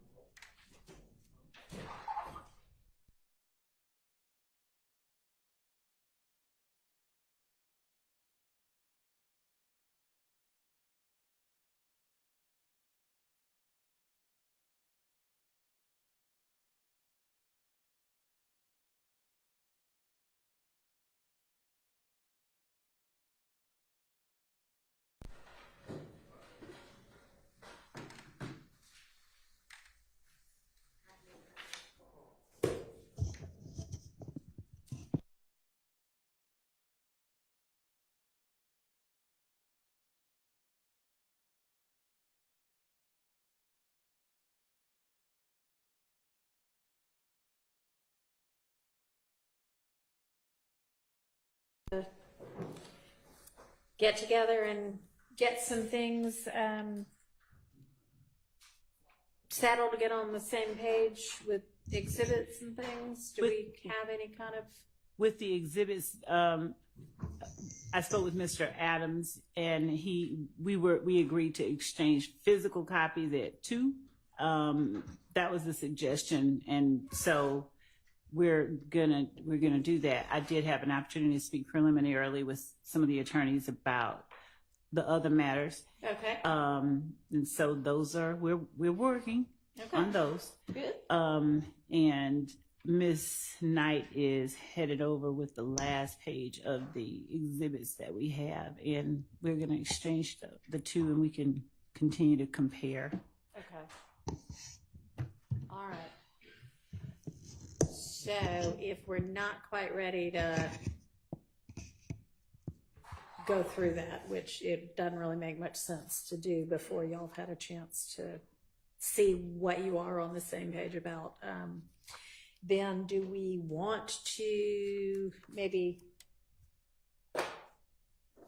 keep going through the wiretap evidence, or because y'all were going to also get together on some of the Mr. Ryan evidence, so I'll give y'all a chance to do that as well. Right. I've only done part of that. Yeah, no, I know, and I mean, I was going to give you some. I know that we're having this unexpected non-jury day, so I don't expect y'all to have already accomplished all of that, but I don't want us to just waste time since we're here already. So one thing we can do is just skip over that one issue that you asked for a little more time on, and but you also haven't really had time to narrow down what else you think is on here. Okay, so what do we still need to look at that is not this either, but that is evidence? I didn't think about that. I'll let them respond.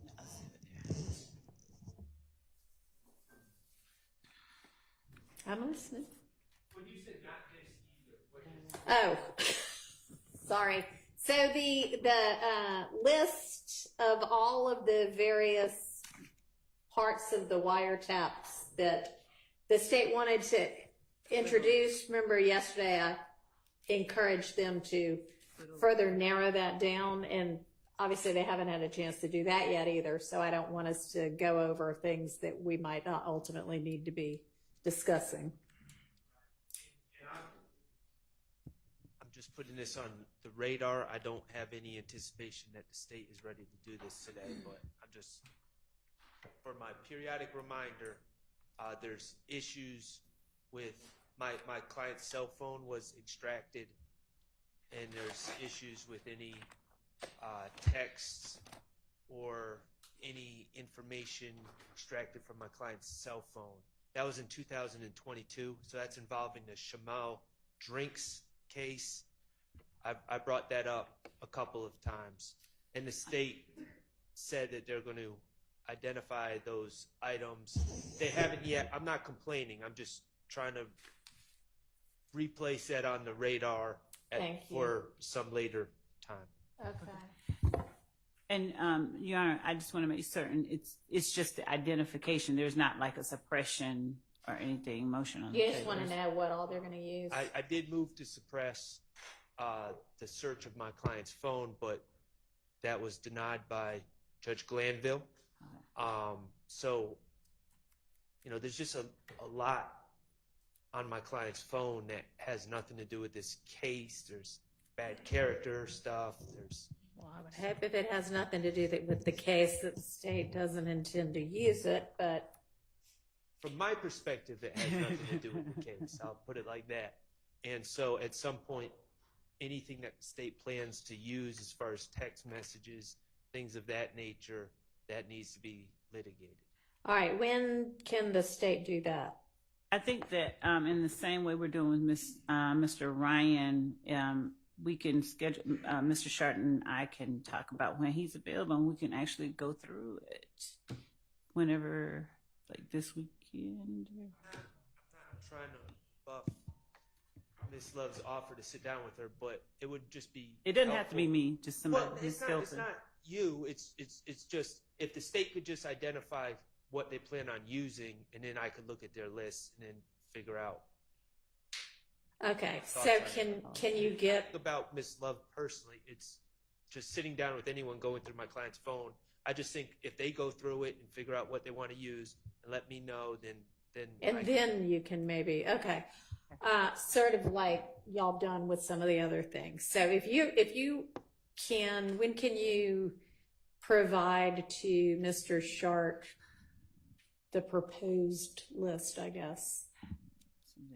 We need at least to try and whittle it down. We need at least through next week. So no sooner with. All right.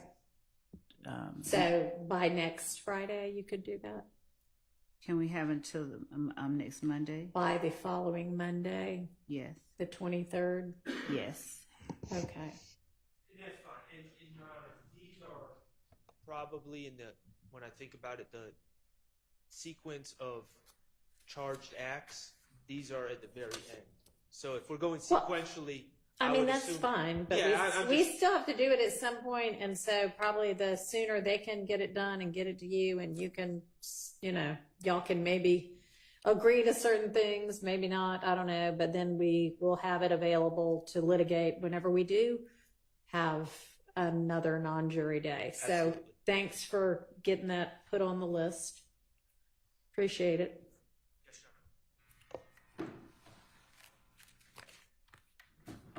What else are we going to still need to look at? What other kind of buckets of evidence that we haven't discussed yet? We have the wiretap, phones.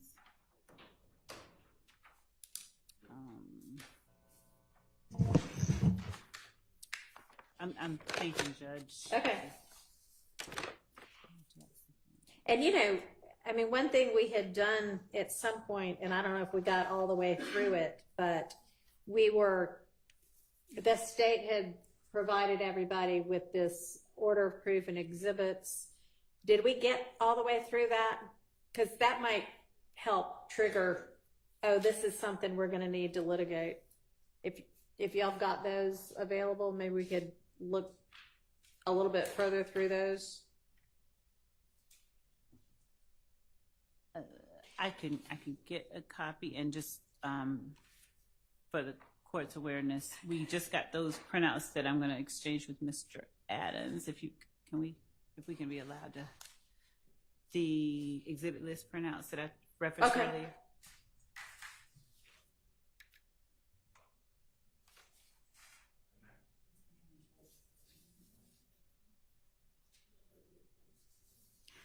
Yeah, I don't think we'd gone all the way through this.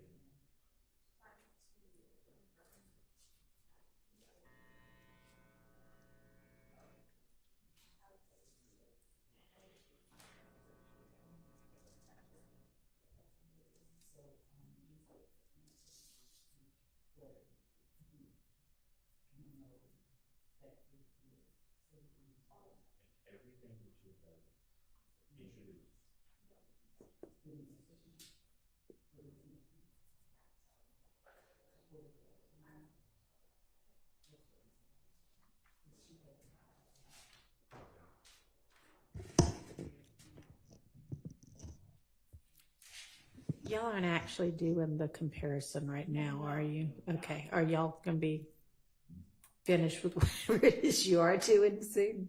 Okay.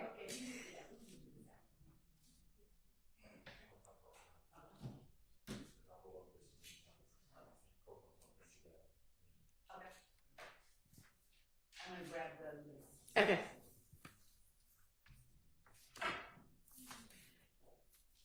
So if everybody has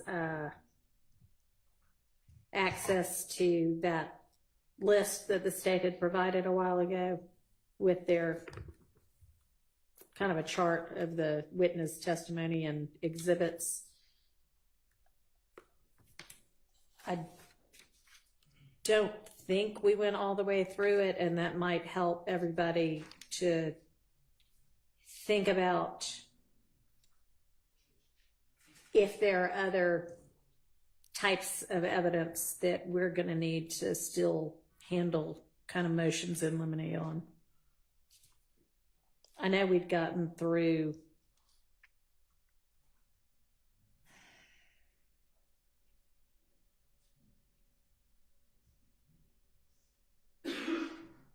at least proposed witness 24,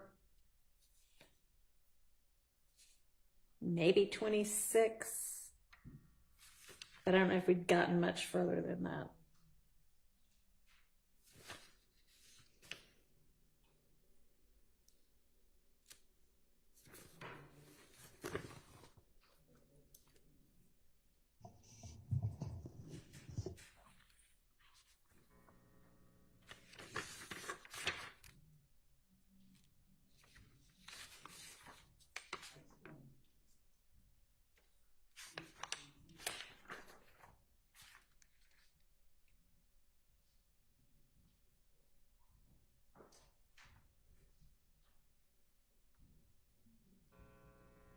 Let me know when y'all all have it.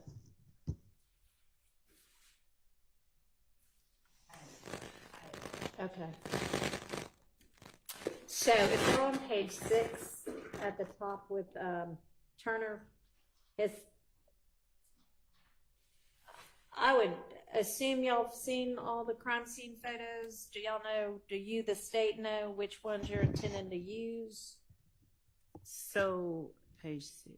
I mean, have y'all gotten together on things like that? Like, okay, here are the 25 or 10 or whatever crime scene photos that are going to be used with crime scene tech Turner and.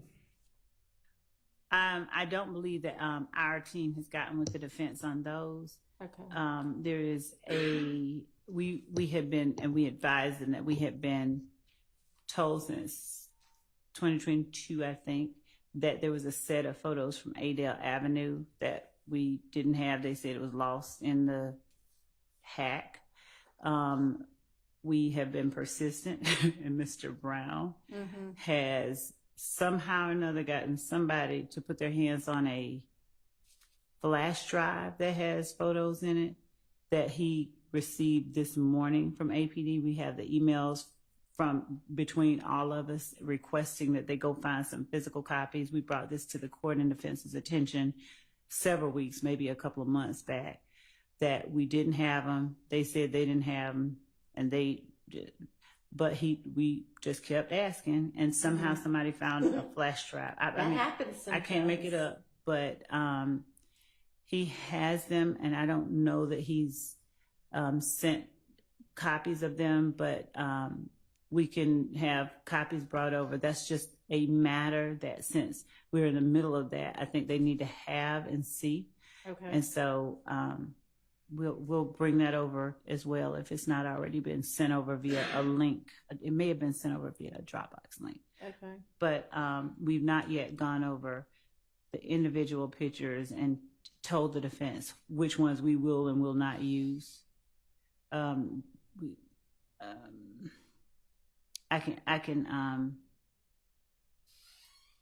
can get the prosecutor who will be Mr. Brown. I can get him over here and we can have a conversation with a member of the defense, just one, so they can share that, because he's already taken those out and just made that decision. Can you have a member of your team go ahead and reach out to him, and can he maybe come over today? Yes, and yes. Okay. Yes.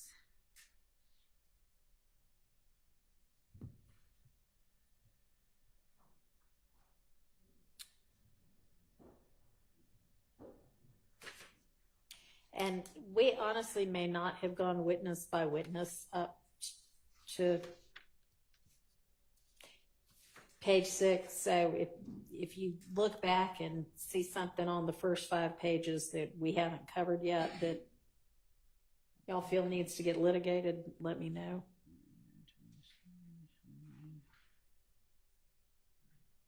Or if you don't yet know kind of more specifically what that evidence is going to be and need to, let me know. Okay. I'm reviewing that now.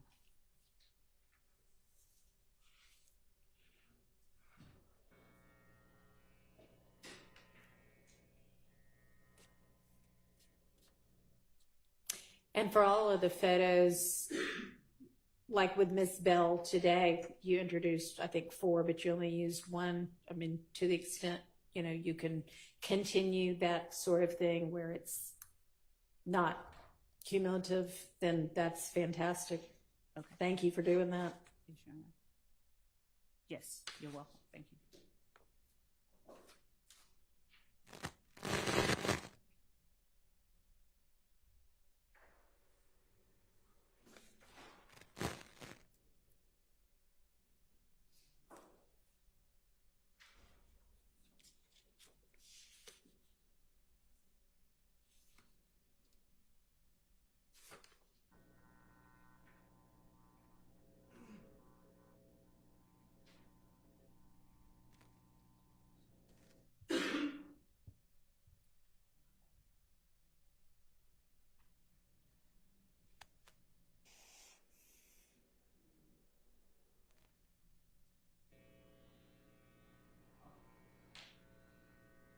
There is one witness whose attorney I'll just apprise the court and counsel that may be coming up. Mr. Arnold, I've been in touch with his Miss Merchant, and so that I see that on the list of might sprinkle exhibits if it's necessary for impeachment. Can y'all hear her? I'm sorry. I've just been in touch with one of the co-defendants' attorneys. I see his interview on Mr. Sprinkle's list of exhibits if it's necessary to use, because I've been talking with her about him coming up relatively soon. I have not gone over his interview. I don't think we've gone over his interview at all, but it would only be used for impeachment purposes in any event. But if that's something that I'll have to discuss with the defense in terms of things that they believe that are, impermissible and admissible. But that's something that's on the radar. Okay. So can I inquire? I believe I'm looking at the same document as everyone else. For number 8, Michael Sprinkle, it says jail calls, pictures of infinity, social media, and interviews. When we're saying interviews, Mr. D.A. Sprinkle is kind of a unique witness in this case because he's a DA, but he also, I think it's fair to say, he fulfilled a certain investigatory role mid-investigation. However, he wasn't sitting when it says interviews. Let's get some clarification on that. Are these interviews that Mr. Sprinkle conducted of people, or what are these? Yes, and it's also detailed in the report that we provided that he gave that 146 page report. So there are interviews that law enforcement conducted in 2015 and 16 that he would not have been a part of as a result of further investigation that he did. He would have gone out to speak with some of those same witnesses again, and those are the only ones that he would be speaking to. Okay, so the state interviews that he was in, like it says 2017, like for impeachment if necessary. I don't see a 20. Are y'all looking at a different? That's what I'm wondering, because I don't see specific. It just says interviews. I don't see a date or anything. Okay, maybe if you've got a more detailed exhibit and witness list by now, maybe share that with us. I do. It has some notes on here, but I will say it out loud if that's okay. Okay. Yeah, no, that's fine. So ours just says jail calls, pictures of infinity, interviews, social media. It doesn't specify. Thank you. And I thank Mr. Shard as well for that, bringing that to my attention. So the Quindarius Zachary 2017 interview, if necessary, the Martinez Arnold 2017 interview. Okay, so my concern was simply this. We are on the same page that he's not going to be commenting on interviews that he simply reviewed to bring himself up to speed before beginning his work. It doesn't sound like it. Okay. These are interviews that he was a part of. Right. Okay. So maybe interviews, maybe not the best word, but if he conducted it, if he was a part of it, then for impeachment purposes, he would be the one that would be impeaching the witness if necessary. And it would be only for witnesses that have already testified in Correct. cases. Yes, okay. ma'am. So he's actually a little bit out of order. Well, no, I guess not. I don't know. So Arnold, Zachary, and who else? We have Kenya Morton, if we call her. She has been listed as an alibi witness for Mr. Kendrick, so we may just let him put her up, but we haven't. She's on here, so we can still discuss items within that interview that may need to be dealt with or redacted. So that's 3. All right, but yes, so these would be only after they testify and for impeachment. Absolutely. If you don't just use the interviews to impeach them while they're on the stand. Right. Okay. And then, do we know whose jail calls? We have Mr. Arnold's, Mr. Bradford's, Mr. Stillwell's, Mr. Sledge's. I think we have dealt with the ones from Mr. Sledge while he was. We dealt with the one I think that we were dealing with Mr. Sledge. And in Mr. Sprinkle's report, he referenced specific ones as they relate to Mr. Arnold, Bradford, and Stillwell. But what we'll do is go through those. That's another conversation we have to have and inform counsel for defendants, specifically those jail calls as well. So right now, what I'm looking at that we need to do from Mr. Sprinkle is go over the 3 interviews that potentially he could testify about if necessary, and just deal with any items that maybe need to be addressed, redacted, dealt with, and the jail calls from Mr. Arnold, Bradford, and Stillwell.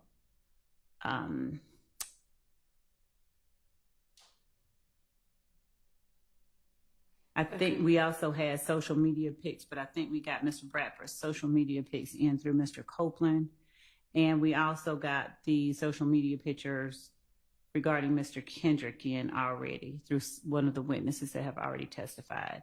So outside of that, and I think we also got the post with Mr. Garlington and Mr. Williams with the we're not going back and forth in already. Those are the. So there's no social media left that he'd be talking about then. Okay, so we can cross that one off. Okay. So going back then to page 1 with Mr. Zachary, have we dealt with everything we need to deal with for him? Social media, jail calls, and interview?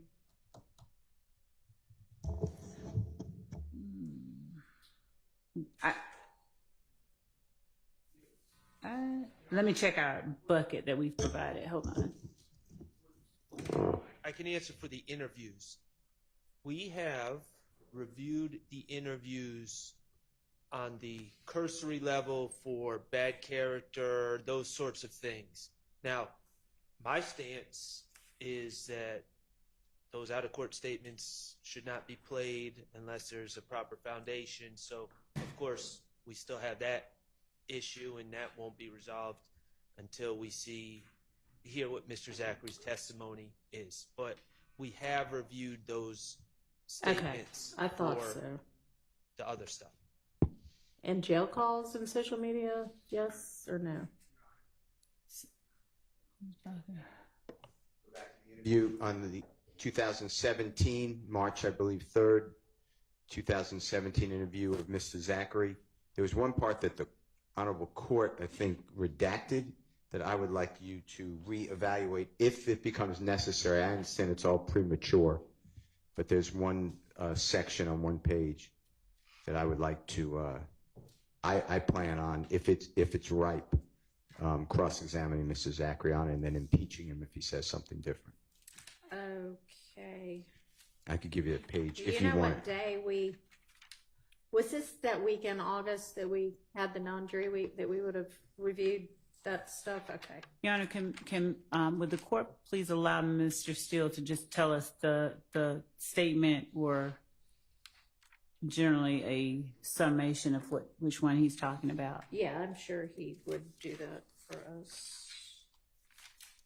All right, I see Zachary's social media postings. We went through all of that.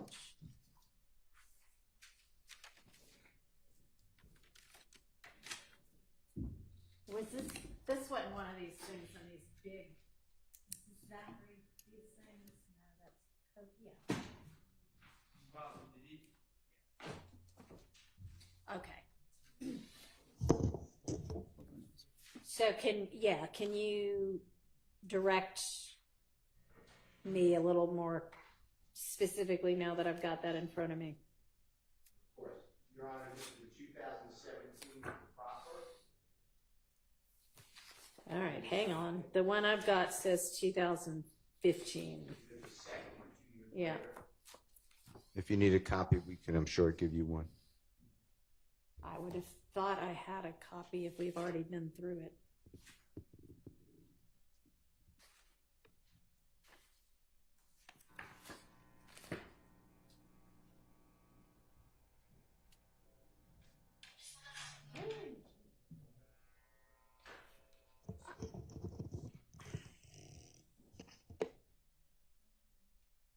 Maybe I just looked at it online. I don't know.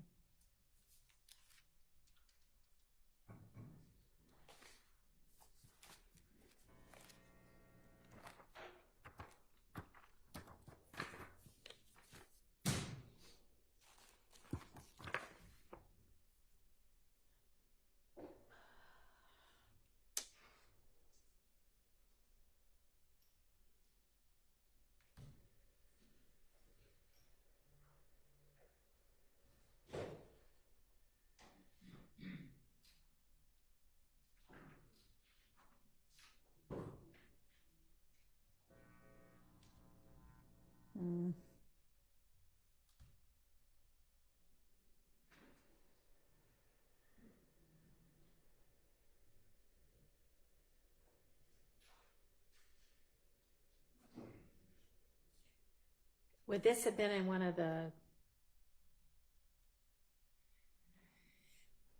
evidence reviewer links, maybe, that the state sent?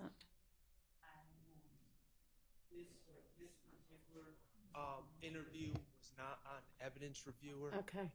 It was they were the MP3s.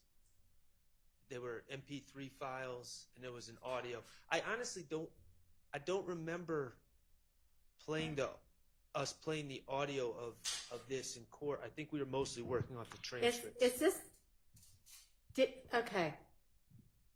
So I've got his August 5th, 2015 interview. That's the evidence reviewer. Okay. One. And then I've got a list that I think you put together was kind of page and line objections that I think was to the 2017 one. That's the one that Mr. Steele is referring to. All right.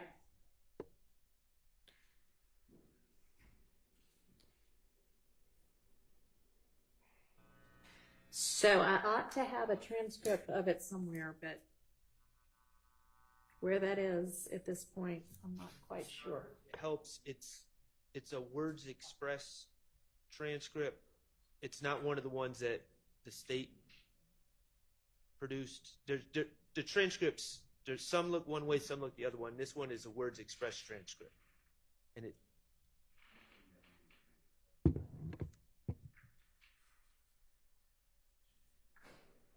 it's 262 pages.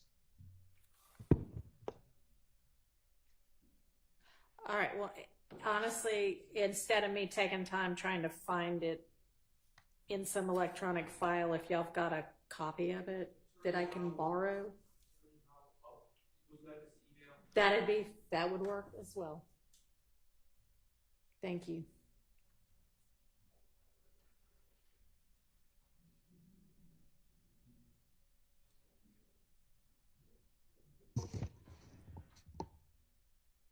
This is the one that's 275 pages? Okay. Just because I know we have multiple transcripts by different transcribers, if they would just, if the court would allow them to send to the state as well, the one they're referring Mr. to. Howell, can you send it to Miss Love as well when you hit send? Thank you. Thank you, Your Honor.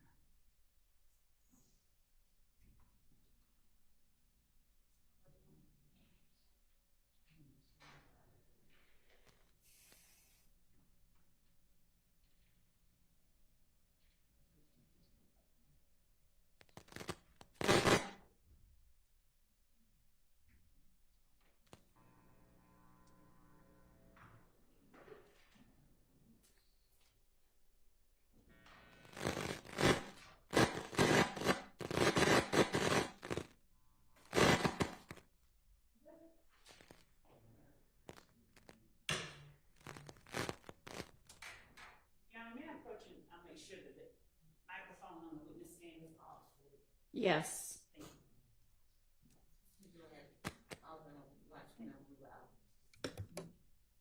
I think this might be the culprit. Hmm? I think that the extra microphone on the witness Might stand be what's causing it. I turned it off. Okay.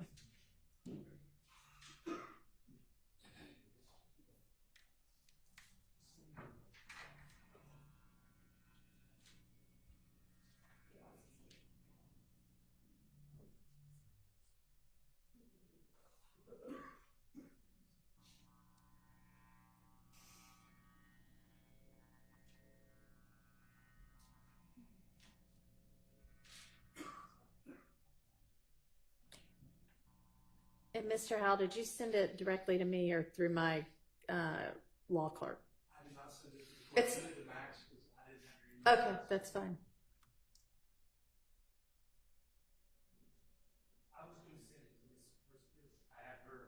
I don't have her email. That's fine. She's listening in, so Ms. Persfield, when you get it, you know to just forward it to me.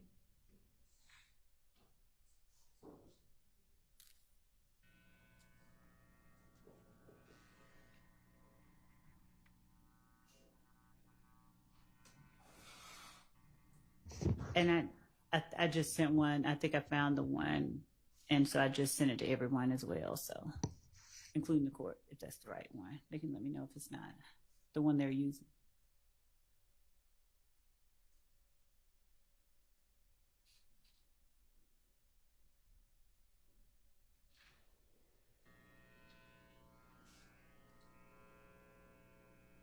Okay, well, I've got the one that Ms. Love just sent. That's June 14, 2017, and it's word expressed. So I think that's the same transcript. Should be March 3rd. But hold on, let me see. That was the date of the transcription. Date of transcription. Yes. Okay. That.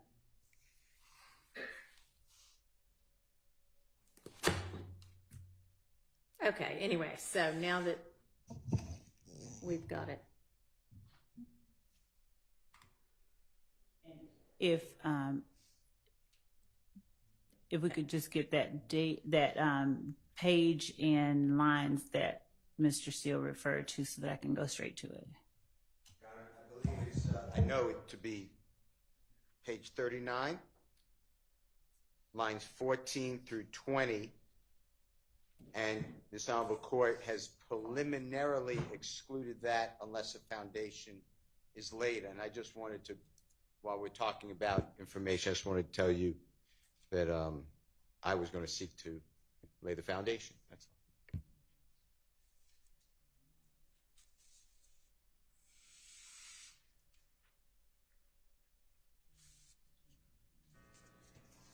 Yeah.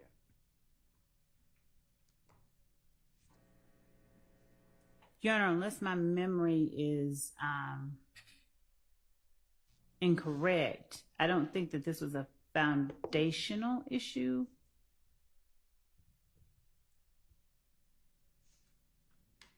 I guess the record will most accurately reflect what it was that it was excluded on, but I don't believe that this was an issue about foundation. Line 14 through 20 on page 39.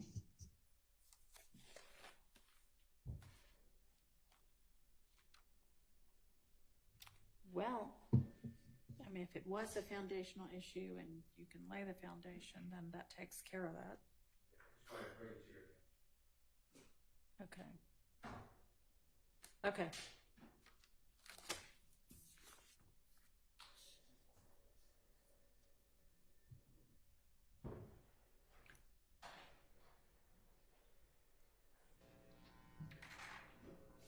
Ms. Love, do you have a?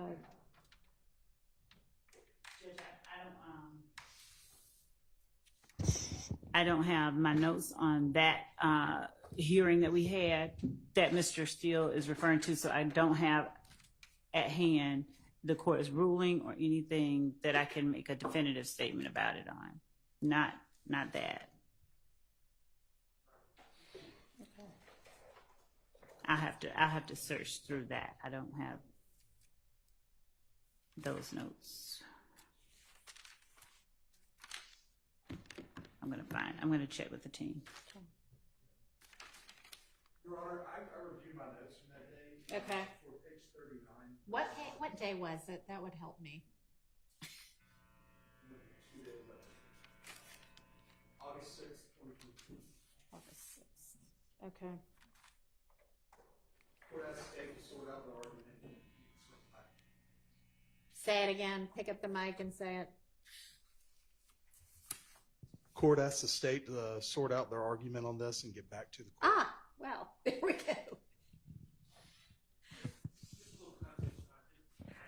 We may be on the same page.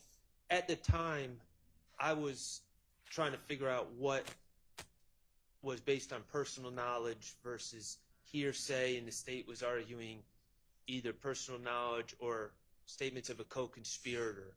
So at the time, on August 6th, the state was seeking to admit this evidence. And so that's why they were supposed to circle back. But now as trials progressed, Mr. Steele is saying he wants to use it. So that's why the state was supposed to get back. Okay. Does that ring a bell, Ms. Love? A small one. I'm just going through our notes on that. Okay.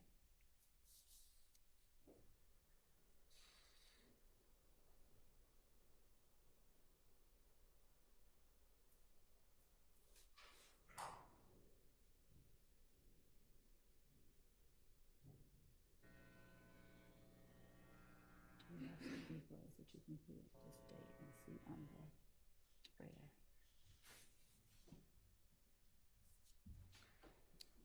No, I didn't bring the, and you ain't gonna put them in your ear. You got some of that, but I'm not gonna let you put those in your ear.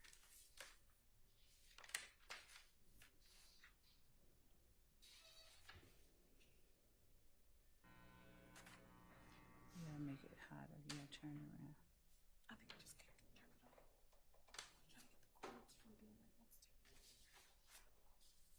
You just, oh,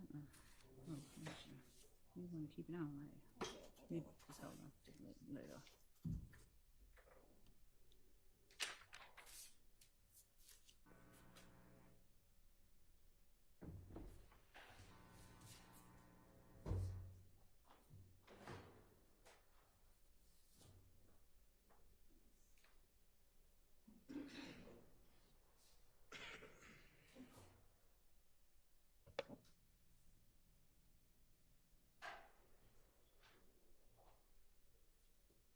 I see.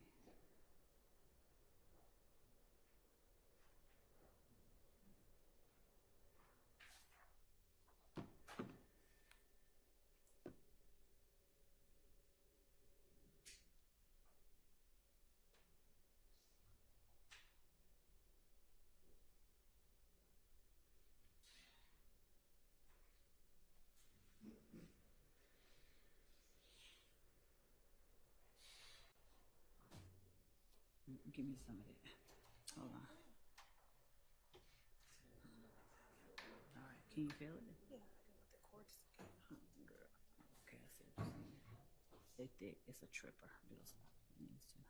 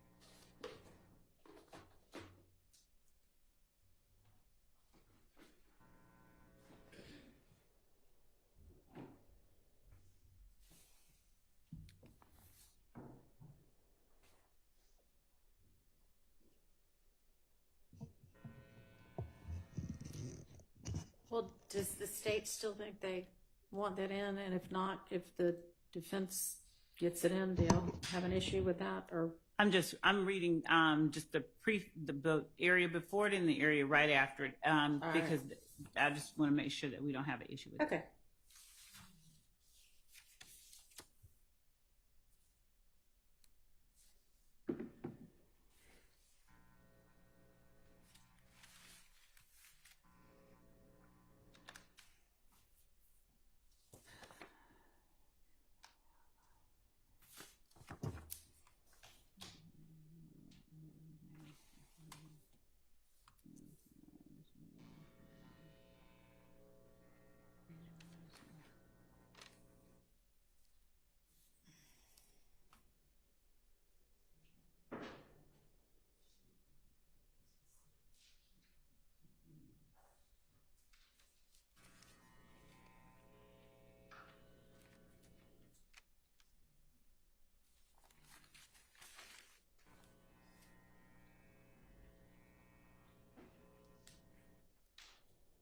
And Your Honor, it's also going to some extent, rely on what else was kept out and what was kept in. So that's the reason I'm just searching through that portion.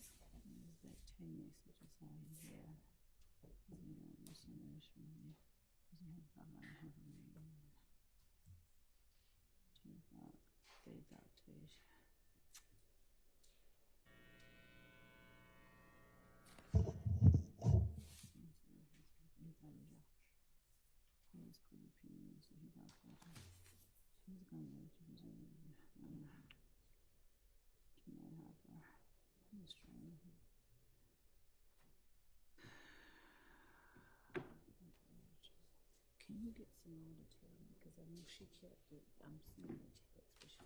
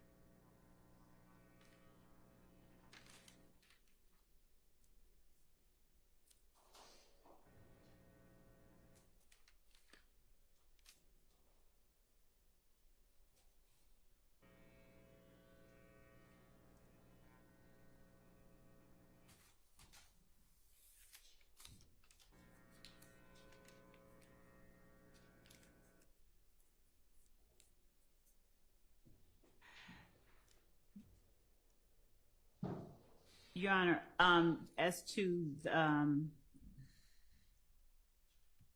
page 39, lines 14 and 20, they hearken back to page 38, lines 11. The context of that, I think, at the very least, starts on page 38 at line 11. And in that, the soon-to-be-called witness is informing the detectives about someone's opinion regarding who shot up a certain location. And that is listed on page 38, lines 11 through 12. All of that is speculation and the witness sharing with detectives what somebody else thought happened. And so as you get to lines 21 through 24 on page 38, when asked explicitly whether that happened, the witness says, I don't know. So as we get further down, the witness is then asked, have you heard who may have done that? And the witness says he was locked up with the boy that was charged with it. And then ADA Sprinkle says, yeah, but I mean, do you think he did? Did he tell you that he did? The witness says, no, he said he didn't do it because the witness's cousin was supposed to make a statement on it or something, but it was the wrong girl. He said he didn't do it though. And then they get into, let's talk about, who shot Calvin Watts in Mechanicsville? Right, and I think that's the part that Mr. Steele was saying, if he can lay the foundation he wants to get into, right, Mr. Steele? Yes, Your Honor. Okay. All right, go ahead, Ms. Love.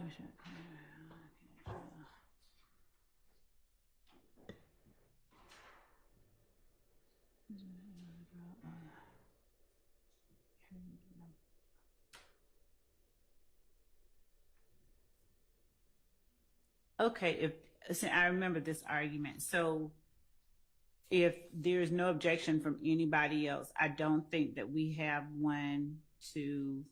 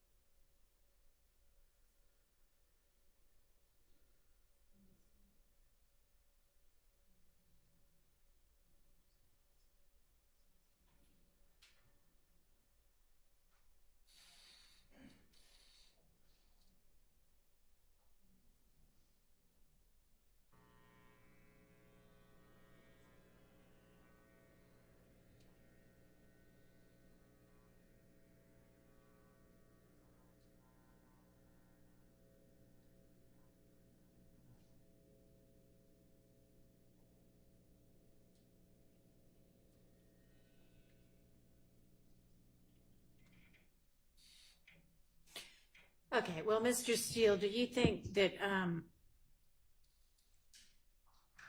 is your plan to kind of ask some foundational questions to figure it out, or do you think that it's already enough here in this transcript? I think it may be enough, but I will ask foundational questions. Okay. I mean, it seems if like... needed. I'll ask him first, about it, and I won't use the transcript. And then if he says something different, I'll say, "Did you say this?" But I'll lay a foundation Okay. before I ask him the first question. And Your Honor, I obviously, if it's established that he has a basis for knowledge that does not consist of what somebody else might have said some other time that we don't know about, and he doesn't have personal knowledge of it, if it's not that situation, but he does have a basis for it, unless there's some other valid objection, then there's nothing that I can, complain about right now. Okay. All right. If there's an objection, we'll make it at the time, but I don't see anything right now. Okay.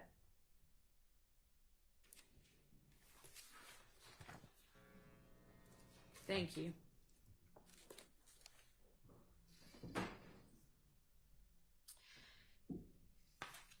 Okay, so back to Mr. Zachary.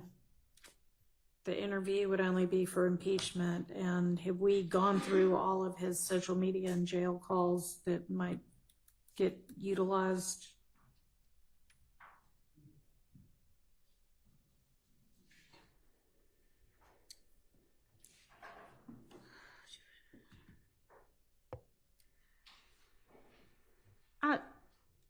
I thought we had gone through his. I thought we had to media. Check him. Very least.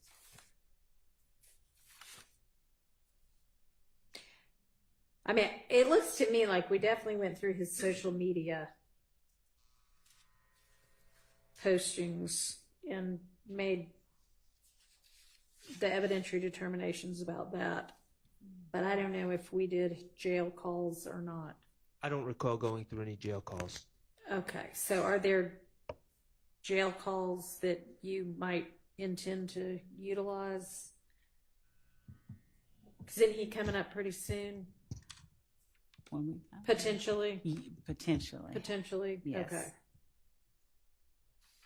And so I think that any of Zachary's jail calls would only be used to impeach Zachary if we needed to use Zachary's jail calls. All right. So right now.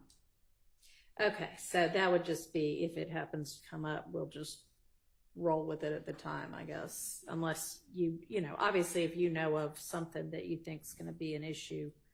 Right. Then just kind of alert us outside the jury's presence. But otherwise, that'll just be a trial issue. Okay.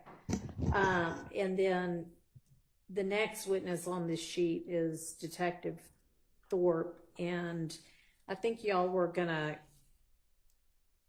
get together on the part of Mr. Kendrick's interview that might come in on redacting it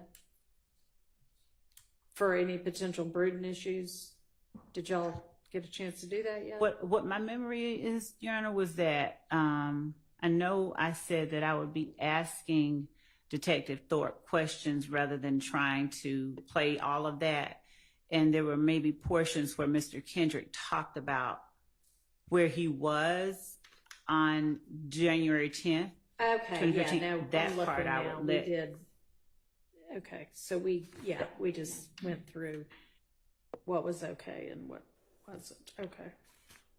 All right, so there aren't any outstanding issues then for him. There was one thing, and I don't think that it's on here, but we were trying to put our finger on it within our team because we had identified a call between Mr. Kendrick and Miss Morton, where Mr. Kendrick, from our listening of it, seemed to be essentially trying to establish an alibi.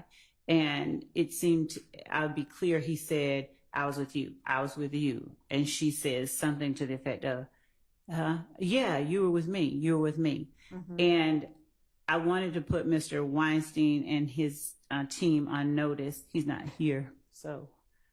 But Mr. Howell, yeah. Mr. Howell. And his team. And his team on notice that there is that call that is in the calls that were served in 2022, but we are wanting to identify the exact date and time to extract the MP4 so that they have it. But All right. We have it identified. It's just locating it in the large bucket of calls. But that is one that we know that we will end up playing. Okay. All right. Thank you.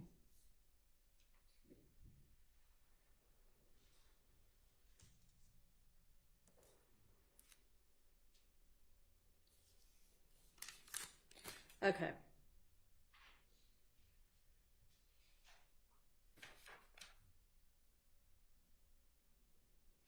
And we're still, regarding the custodian of records, I know that we've probably beaten this horse, but there's still no stipulation regarding those. Nobody wants to stipulate as to, okay.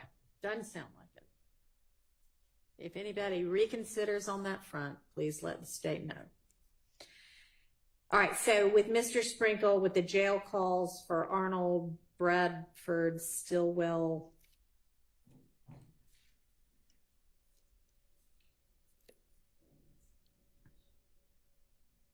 the defense has them all, right? Yes, and I believe that they're in the bucket of exhibits that we provided to them. I'm confirming that.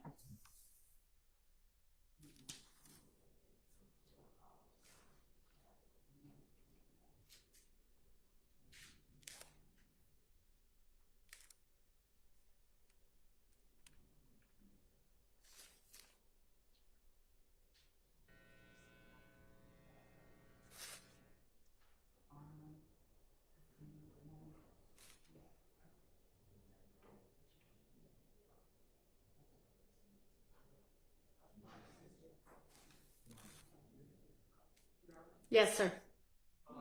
On the subject of jail calls, I know we changed, we went away from this topic, but the state mentioned Quindarius Zachary jail calls. From my recollection in the discovery, I don't believe we've ever been served Quindarius Zachary jail calls. I do know, I'm more certain that the state has never identified any sort of group of calls that maybe they may be interested in bringing into this case. So if there are some calls, if we haven't been served them, which I don't believe we have, I would ask that they be excluded. But if there are some calls into discovery, I would just ask that they're identified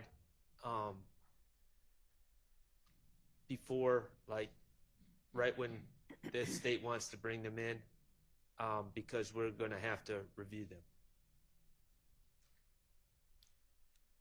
I know that Your Honor said, you know, when that comes up, we'll get to it and we'll discuss it. I just don't want to be in a situation where I'm hearing about a jail call of Mr. Zachary's for the first time in court. And Well, then having certainly if y'all don't have them, then that's an issue, but let's find that out. All of the jail calls have been served. Everything, all of our jail calls for especially Mr. Zachary, which would have been those that we had around 2015. And I'll go look and point to specific things, but again, I have not identified any particular calls of his that we intend to use, and we wouldn't be introducing anything except for impeachment purposes. And his statements, the summaries of his interviews and transcripts of his interviews have all been provided. Obviously, people get on the stand and their memories, you know, stuff happens with them. So. Okay, so do you happen to know, like, what tranche of discovery it would have been? Judge, what I was doing at the moment Mr. Sharp asked that question, is I was actually trying to get the answer to All right, we'll give you a minute to... calls regarding Mr. Bradford and Mr. Arnold that are listed under Mr. ADA Sprinkle. And those were the January... Oh, Bradford and Arnold, we got that. I'm talking about Zach. The court made the inquiry, so I was trying to...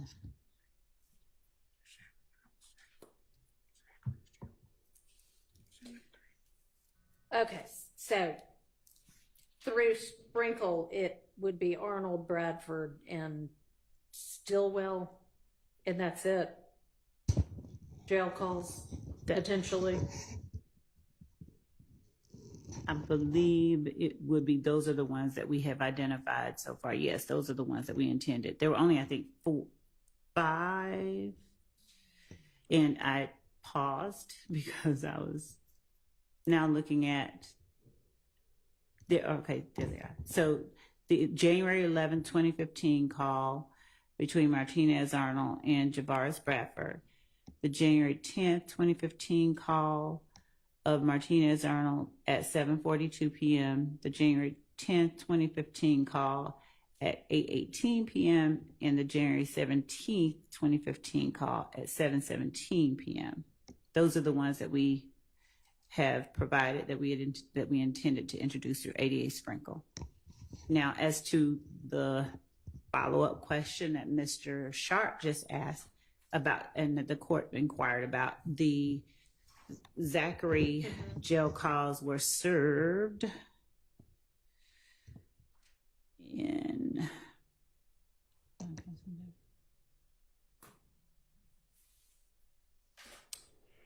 they are in July of 2022 under the jail calls folder. Okay. July 6, 2022 at 9:16 a.m. So the first discovery service, and it's in the folder called Zachary, Quindarius. All right. So that ought to help y'all locate it to review or re-review.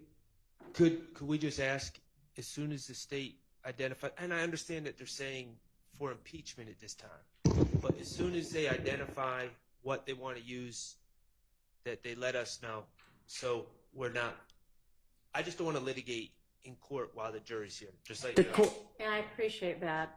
The court instructed us to alert the court and counsel outside the presence of the jury if that need arises. The court does have periodic breaks, and we intend to do that without. I mean, I imagine it would be kind of hard to know before you know how he's going to testify. But is it a large volume of calls?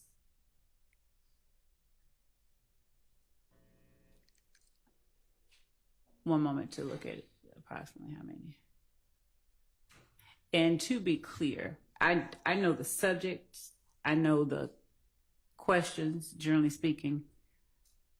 I don't have a script of his responses.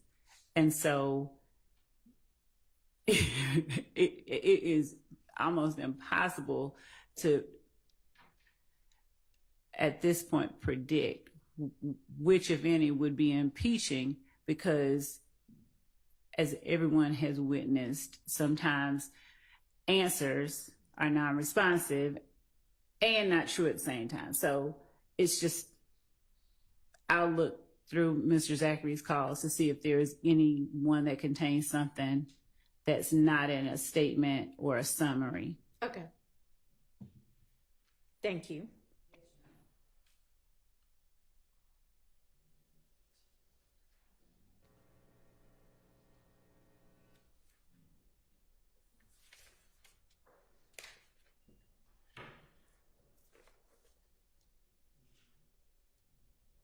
All right, so then I think that with regard to Mr. Sprinkle and what evidence would come in through him, we've gone through that. And then we've got cell phone custodians. I think we already talked about Mr. Burney.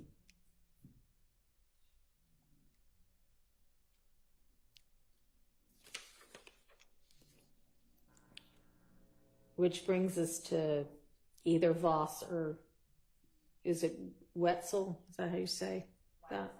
Weitzel. And I assume. And it wasn't Voss. We had said Vanna Kelly. There was. Right. What Kelly? Right. And Voss is the one. There is one outstanding matter before, I think, at least a week before. I don't have the notes that I had called about. I'm checking now to see if they've been sent recently, but so the court had asked us whether she had provided a separate report. Right. And what the GBI told us that we informed counsel for the defendants is that she not just peer reviewed, but she verified the results that Mr. Voss obtained. And her notes were what I requested from the GBI. Normally they're pretty fast, and I'm just checking to make sure that they have not sent them and I just missed it. But I'm going to also follow up. All right. So either if you do have the email, just send that on, and if not, follow up. Okay. So that's all that's outstanding for that. Okay, Officer Atha, that doesn't look like anything particularly. You'll just pick which pictures are necessary. Same with Sanders.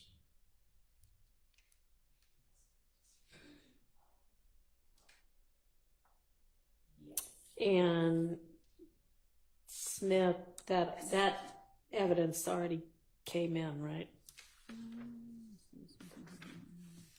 With Sledge. Yes, actually, Okay. she that video from that one, the one video did. Okay. Yes. And then we've done Miss Latner's and Miss Bell. And Pitts is just going to be testimony. Pitts' testimony and some of those pictures that we talked about earlier today, that if we've not sent a link over, that we're going to be providing to them. Those are the 1428 ADL Avenue pictures. If the court would indulge. Can you confirm?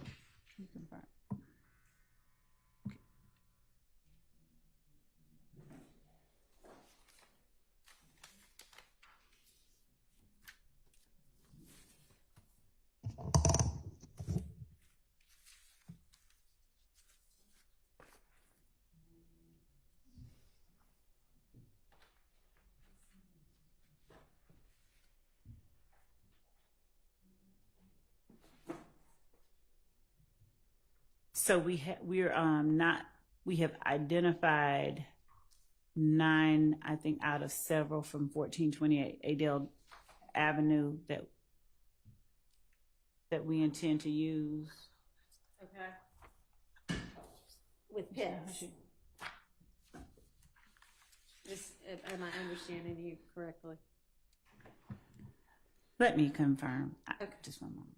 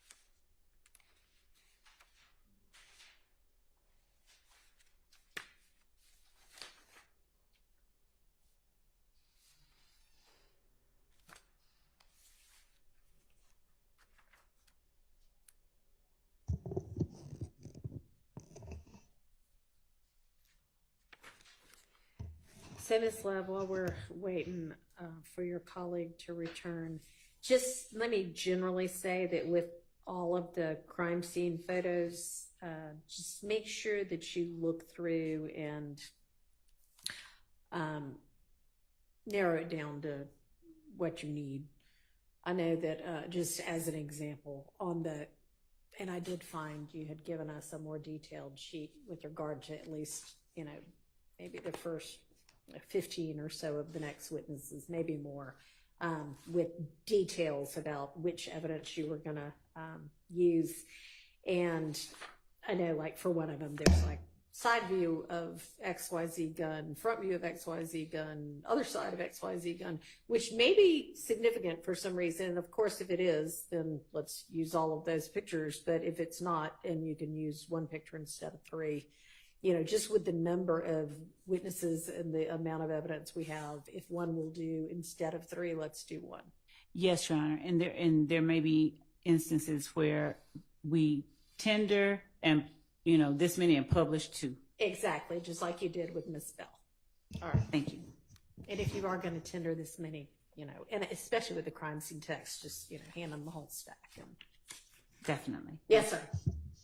Your Honor, while we have a minute, can I ask? Can we go back to number 23 on page 6? It says Tyrone Dennis. Yes. The second check or second box thing says overall investigation of crimes of YSL between January 2015 and December 2015. I don't know what exactly the state means by that. Summary witnesses, my understanding, are frowned upon.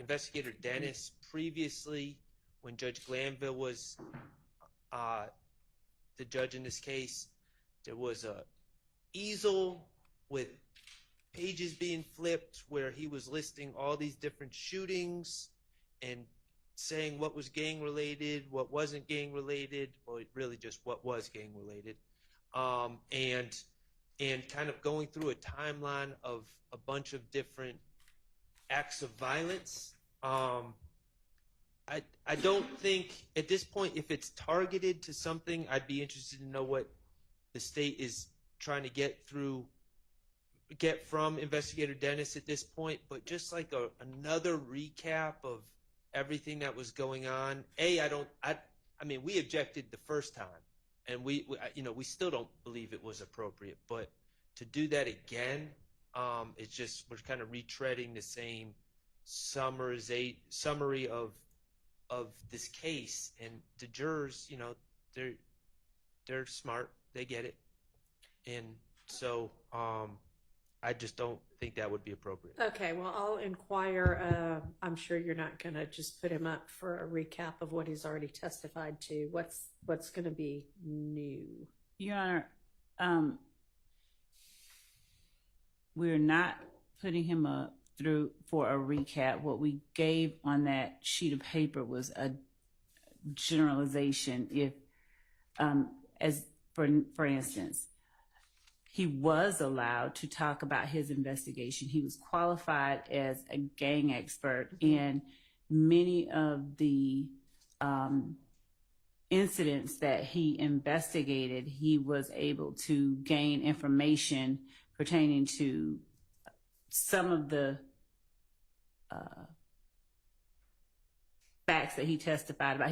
Some of the things that he was able to testify about. He also actively, like I said, participated in the investigation. So he, as a fact witness, was able to testify about those things as well. Mm-hmm. As the court sees what the court doesn't know or wasn't there when he touched on the fact that after Donovan Thomas's murder, they went back and they saw that there were incidents that occurred that appeared to be act and reaction from certain groups of people. And then after the Donovan Thomas murder, that there were a series of retaliatory shootings. He did not go deep into them. There were incidents that were listed that we are now presenting evidence of. At the time, there were objections to him talking about his investigation into those crimes. We alerted the court. We're going to put up evidence of those crimes. This particular one we did today is one of them. Right. So in as much as he gave a broad overview of, what things they saw occur, and that is at this address, there was a shooting. Then there was this shooting at this address. To the extent that there are details that are going to be brought out or that are challenged on cross-examination, those sorts of things that were not ever talked about before will be talked about with Detective Dennis this go round. This will not be a rehashing, of a summary. That's not necessary. That would be a waste of time. This is going to be information that either he's not testified about or someone challenges another person on cross about. I don't think that at this point we can actually say, hey, this is all the stuff that we're going to talk about. We do know that it's going to encapsulate that area, that span of time that we listed for the defense in the court on that sheet. Well, Your Honor, Yes. let me say this. I'm seeing these 4/28/15 shootings. I'm seeing on the state's list here, they're saying committed by Demekion Garlington, Antonio Sledge, Quindaria Zachary, and Shannon Stillwell. There is no evidence other than Mr. Zachary in his proffer trying to get better sentence saying that Mr. Stillwell was there. There's absolutely no evidence, no phone records, no other witnesses, no ballistics that link to Mr. Stillwell. There is nothing that puts Mr. Stillwell in that case. My concern, and he wasn't charged either. Okay. What I don't want is, I don't know what Mr. Zachary, where he is, if we're going to hear from him, if we're not. But what I am going to have a motion if somehow Mr. Stillwell, through Investigator Dennis or some other witness that has no firsthand knowledge of anything, starts trying to bring my client into the 4/28/2015 shootings. And from the discovery, the only person that says that is Mr. Zachary when he was, trying to get himself out of trouble. And if Mr. Zachary says that, I will deal with that on cross-examination. But until Mr. Zachary says that, Investigator Dennis should not have anything to say about that. All right. Your Honor, the state, we are well aware of what the rules of evidence allow and don't allow. We will adhere to those. And as it relates to the evidence that we tender to prove the facts of this case as relates to each of these defendants, we will comply with and follow the rules of evidence. And I think that at this point, to efforts to sort of restrict what someone believes we may do is, at the very least, it would be a waste of time. It would make no sense for us to try and introduce through a witness we intend to put up a statement through someone else, through Detective Dennis, a statement of Zachary before Zachary ever testifies. That's wrong. We're not going to do that. I mean, that's good. I don't mind somebody alerting everybody to that as a potential issue. And I appreciate that you say that, of course, you're not going to do anything like that. Okay. Yes.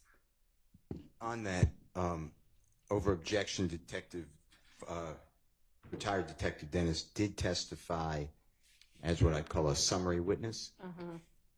But the court needs to know that we never received an expert report for some of these people, not Miss Bell, who just testified, and those reports that we have on that incident on April 28, 2015 that found her to unfortunately, tragically be shot.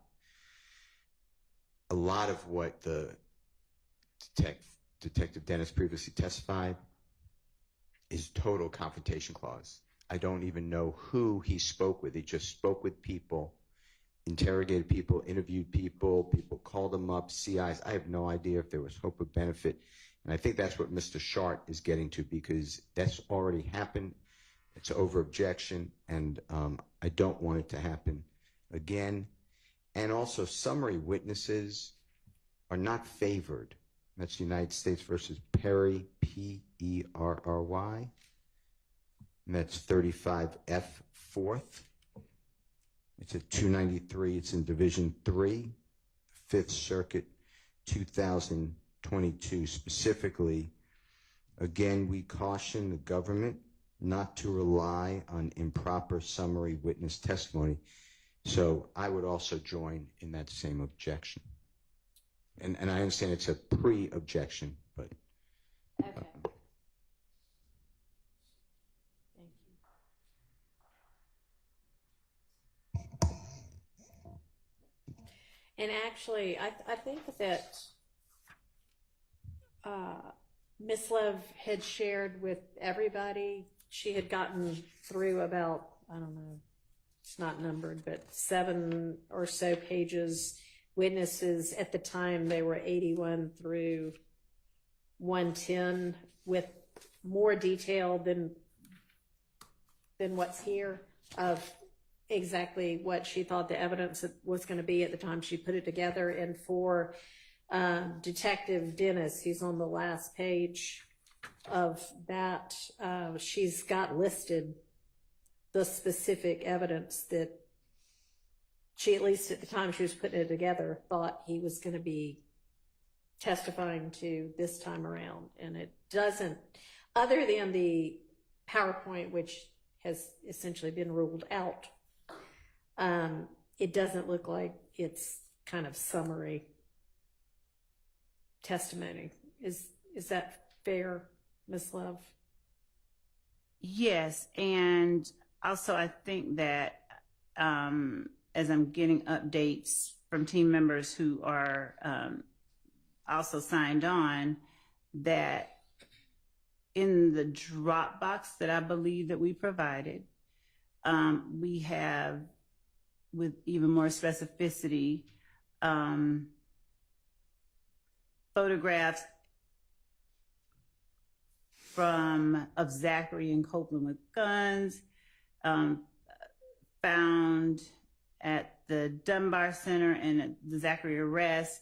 And I think that this is something that has already been touched on. It's not, the court is correct, in short. Okay.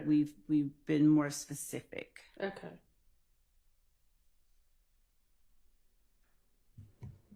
Okay. Sure. All right. So did you come back with further information? I think we had paused on something and... We did. Okay. So we have from Adele Avenue, there are several photos that we are still narrowing down that we got today. We will provide both all of those photos as well as the ones we intend to tender as evidence.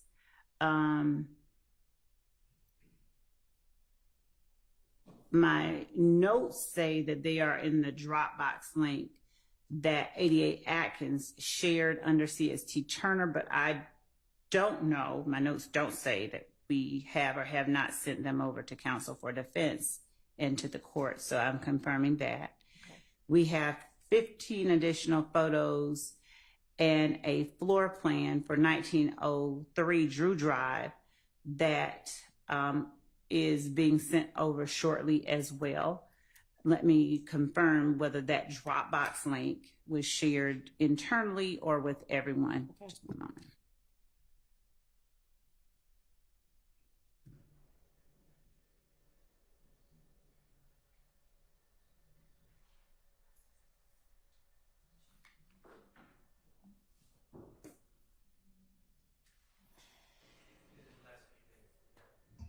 can't hear you without the mic. I'm sorry.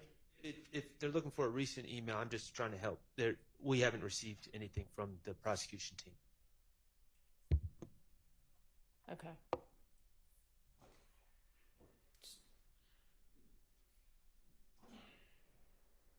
I am being informed that the Dropbox link that everyone has been updated with those items. Oh, okay. So, just, can you tell which Dropbox link it is? Because I know there are several. The one with the 30 witnesses that has this particular witness on it. Okay. Okay, great. All right, thank you. You're welcome.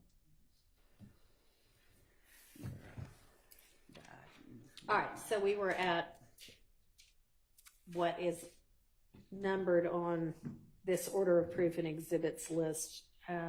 We were on witness number 21, Officer Pitts, and that's, I think, when we stopped to sort out the issue with the new photographs from Adele Avenue.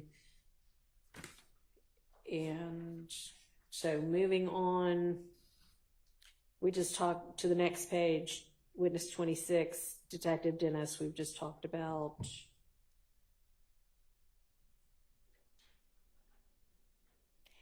And I had written down from when we talked before, the number 87LL, was that the PowerPoint that we have already dealt with? I don't know. What is the court's note regarding 87LL or 871L? I should write more detail in my notes. 1 second, Judge.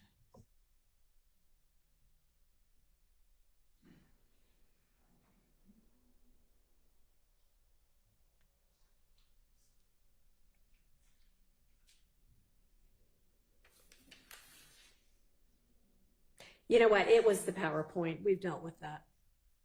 So that's fine. Okay. All right. So turning the page, we've got Mr. Arnold, his plea agreement, potential jail calls, and social media. And the jail calls would, again, only be, y'all are having him testify, planning to? Correct. So that would be, is that going to be anything other than potential impeachment? No. Okay. I think that. And those would have been the same jail calls that were listed under Sprinkle also? Well, yes, I was going to say,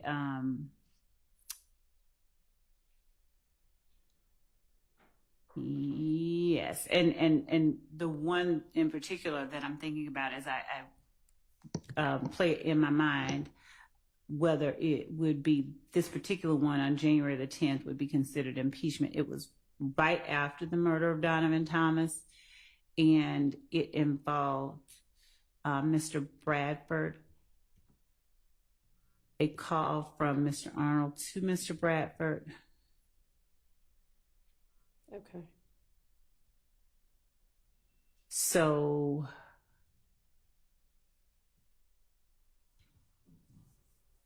it's a call that the state may tender on its own. I think it's one that the conversation needs to be heard. I think it's something that can't be captured in a examination and a response. All right. So is that one that we need to litigate anything about? Yes. The defense thinks so, so I guess we need to litigate it. There doesn't sound like there's agreement. Okay. Is that something we can do now? I just, if I could hear the specific objection so that I could respond appropriately. Mr. Whomever said that is correct. It is a 15-minute call, but Okay. I'd ask the court just to allow us to know specifically the objection to it since the call has been identified. Okay. If I'm thinking of the right call, there's different people. Mr. Arnold is in custody, by the way, Your Honor. He's arrested on or about the 6th day of January 2015 outside of Club Crucial. You heard about this fight at Mr. Copeland. He's arrested outside, and I believe he's charged with either a small amount of marijuana or a gun or something to that effect. It's now the 10th day of January 2015. It's approximately, my memory is 7:42. I may be wrong. And it's clearly a collect call. If the voices are identified the way the state says, it's Mr. Bradford at first and Mr. Arnold. But then there's another woman who's on the phone, who I am not going to stipulate who it is, and she gets on the phone and supposedly says something potentially about Mr. Williams. I am objecting to that portion if that person's not testifying. The person, I believe it is, but I'm not stipulating, is Miss Morton, and I heard today that the state said that they will wait on the Honorable Douglas Weinstein to call Miss Morton to promote the alibi defense for Mr. Kendrick. So I would move to exclude that portion. There's other portions, and I just have to get my notes, Your Honor, but I can do that are not relevant. They're talking about, I don't know, the jail food, or I don't know. I don't want to make specifics, but it's nothing to do with anything happening in our case. Okay. So understanding, at least I'll respond not to the jail food, but because that was at most a few words, but this is, we believe, calls between co-conspirators who are Mr. Arnold reaching out at first. I believe he may have initially had one purpose for reaching out, but the conversation turned to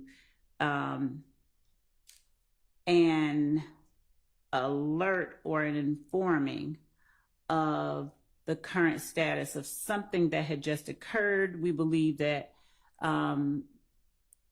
the thing that had just occurred that is a part of the larger conspiracy that is count one is the murder of Donovan Thomas. This is Mr. Arnold reaching out to Mr. Bradford, Mr. Arnold asking, what's up, how things are, how are y'all doing, and Mr. Bradford saying some shit just occurred. He's, we believe, being intentionally selective with his words, and Mr. Arnold is asking where other people are. Miss Morton gets on the phone. Mr. Arnold specifically asked where Mr. Williams is. Miss Morton says to Mr. Arnold, "Hey, Goldilocks." Mr. Arnold at some point had his hair dyed blonde gold, but she references him. And at some point, of course, Mr. Arnold asks, just to speak to the idea of we don't know who it is, Mr. Arnold asks Mr. Bradford, who is that? And Mr. Bradford, I think, says Bushi. And as they are apprising one another of what is happening outside the jail, as they are apprising Mr. Arnold of what's happening outside the jail, we believe that this whole conversation is a conversation between co-conspirators serving to inform each other of the current status of the conspiracy, which therefore furthers the conspiracy itself. It serves to maintain a certain level of cohesiveness among them, and each one of the people who are taking part in the conversation are persons we believe who have just had some involvement, if they did not switch cars with, provide transportation for the people we believe are involved in the murder of Donovan Thomas.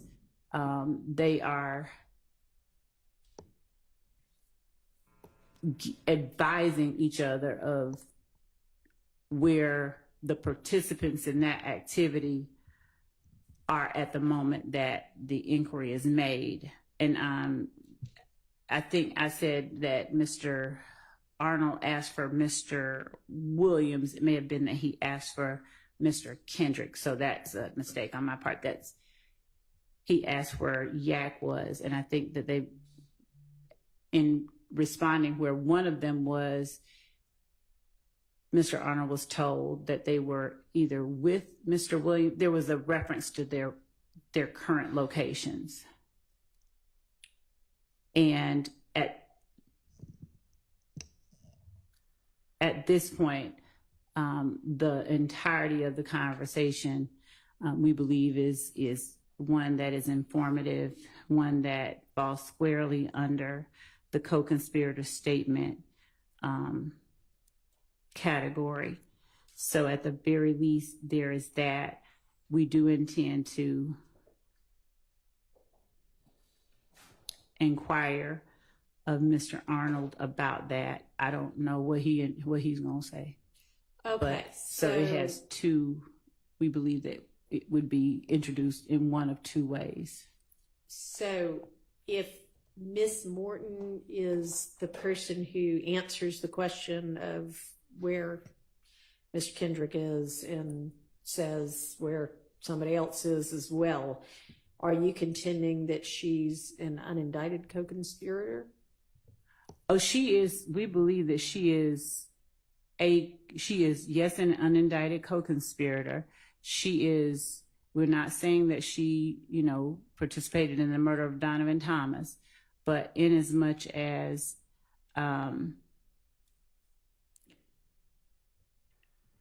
her actions this night and what she does later on, I think the conversations that she has with Mr. Kendrick, we won't be trying to get into what she told the police, but I'll just tell the court, she tries to provide an alibi initially. It's sort of, she's lying for Mr. Kendrick later on, when presented or confronted with the surveillance footage. She's kind of coy and, saying, I don't see who is that? I don't see that. So she, yes, is a part of the conspiracy in that sense. She's not indicted. But when we're looking at the broader conspiracy that involves YSL and protecting its members and carrying out its purposes, she is a part of that. She's not indicted. Associate of YSL? Yes. Your Honor, I would ask that this discussion be tabled for another day. Mr. Weinstein is more on has the details of this conversation and this evidence. Okay, so I am going to need evidence other than, like, what the state's evidence other than this one conversation is to establish that she's an unindicted co-conspirator. I assume, Mr. Steele, that would be your objection? Yes, I have a series of objections under 24-801D2E, and specifically, and a good case I think is Stafford, STAFFORD versus State, 312, Georgia, 811, it's in Division 5A, as in Elisa, 865 Southeast 2D, 116, 2021. And Your Honor, my position is going to be just the law, like you've been articulating. The state first has a requirement by a preponderance of the evidence that a conspiracy existed, and, which is what I focused on and what the court just focused on, that the Honorable Court focused on, that the conspiracy included the declarant and the defendant against whom the statement is offered, and the statement was made during the course and in furtherance of the conspiracy. And when you hear the recording, you may make determinations that one, if it is Miss Morton, if someone can identify her voice, that she is not a part of the conspiracy, and that would break the chain. And two, it may be a, quote, spilling of the beans, because the entire conversation is nothing to further the conspiracy. If anything, and I'm not saying there's any conspiracy, but if anything, it's very vague and something happened. And I'm not saying that personally, I'm going to argue that it does not further conspiracy. So there's many different objections that I will have. All right. So that is something we need to come back to. Yes, Your Honor. And so far, I apologize. Go ahead. So far, to my memory, and please correct me, someone, I don't believe there's any testimony about Miss Morton in this entirety of the case. That's my belief. And the state just said that they potentially, I know they could change their mind, but potentially not going to even call her. I'm not certain what when Mr. Steele says there's no testimony about Miss Morton. I'm not sure if he means there's not any that's been presented, or he hasn't seen where any could be presented in discovery, because I think that any has been. Yeah, he's nodding his head in affirmation. Okay, well, I mean, as long as it will be. Yes, and I know that we've already shown the surveillance footage at the gas station. This is just in terms of the idea of Miss Morton. She's the person getting out of Ariel Bax's car, getting into the Pontiac Bonneville that Javoris Bradford is driving initially, that then Diamante Kendrick gets out of and walks to another car and comes back and ultimately gets into the driver's side of. This is the video from the gas station that's the night of? Yes. Okay. And Miss it's allegedly like immediately after? Oh, it is. It's immediately before. It's about 6 before. minutes before Donovan Thomas is gunned down 100 yards away. Okay. And she is identifiable? Oh, she's identifiable, identified. All right, well, that sounds like that might do it, but we'll circle back on a day when Mr. Weinstein is here at Mr. Howell's request. And I assume there's going to be somebody that says, that's able to testify that her kind of street name's Bushi? Yes. Okay. All right. Thank you. So that is that jail call. And then what about Mr. Arnold's plea agreement? Is there a similar kind of factual acknowledgments as there was with Mr. Sledge? There is with each defendant that pled guilty, and also as I was over the time that the court broke from when the jury was here, I was going through my emails to try and do finish up the collection of correspondence at the time that I was speaking with Mr. Merchant, his attorney, to tell her he's coming up. Okay. And I found that same series of emails that I'll be sending to the court and to counsel for the defense regarding her requested changes. Okay, well. Or he is, or however. I'm going to hope that we don't end up calling another attorney to the Judge, I didn't want to call the first one. I didn't really go that well for you ultimately. I don't know. Well, see. We'll see. Okay.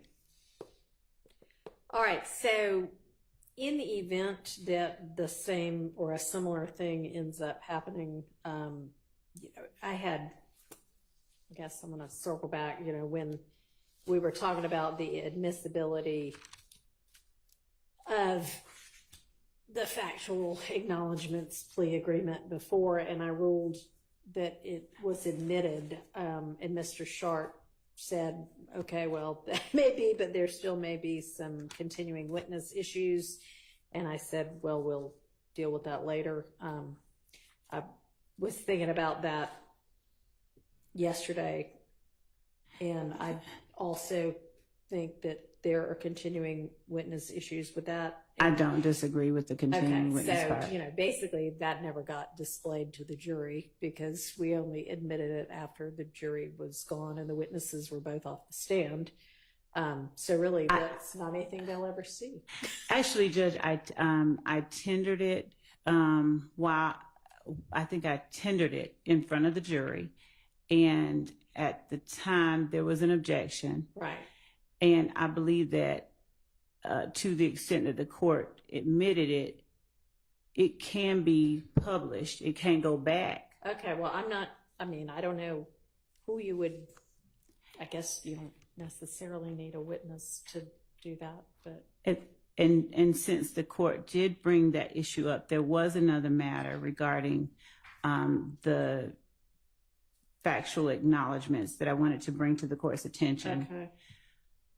There was the testimony from the attorney regarding two portions of the final document, specifically as the only two portions that were taken issue with. Right. One being number 3, which the court remembers, but number 8 Right. specifically. Mm-hmm.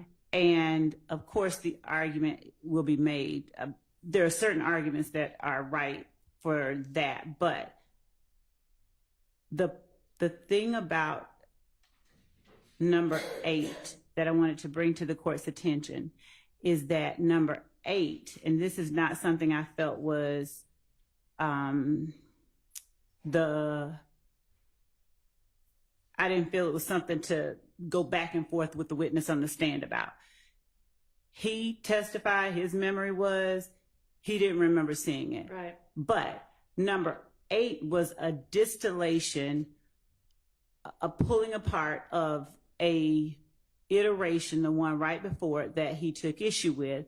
And the reason the state tendered states 460 Yankee as well as 452 and 453 is that 452 contained the statement that 460 Yankee addressed, and in 460 Yankee, in as much as there were certain things that were not contested but clarified, but the personal knowledge part is a specific thing that wasn't denied, but that was implied. And I'm just saying that instead of having what the state did, what I know we did, and when Mr. Wright says he doesn't remember, that's fine. Mm-hmm. But when we provided to him the document that had it pulled out, there was not, I don't know how he says he didn't see it, but there was not any indication from anyone that was incorrect. That wasn't just taken out of the air. I know that it wasn't, but we have already talked about that. I know what the state, I know and understand how it is that the state got to and believed that given the comments he made, you all could say, well, okay, still, whether he knew it was planned or not, he still knew it happened and that they were responsible. But it doesn't actually say that in the iteration that got changed. And so that might have been the state's understanding of it.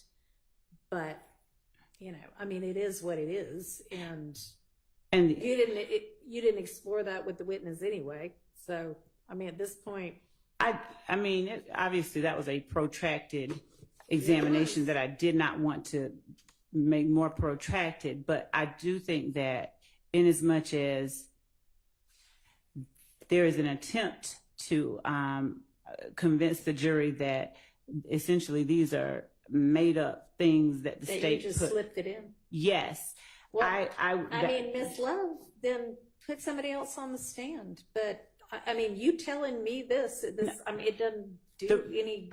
I mean, the reason that I was telling the court that was not to try and completely relitigate an issue, but as to the section that dealt with his response, not the whole response, not that it's 460, but I would ask if the court might consider reconsidering just us putting in that one part that he responded to, the way that he responded, and then the ultimate version, so that at least before the jury is where that came from, since there has been this continued effort to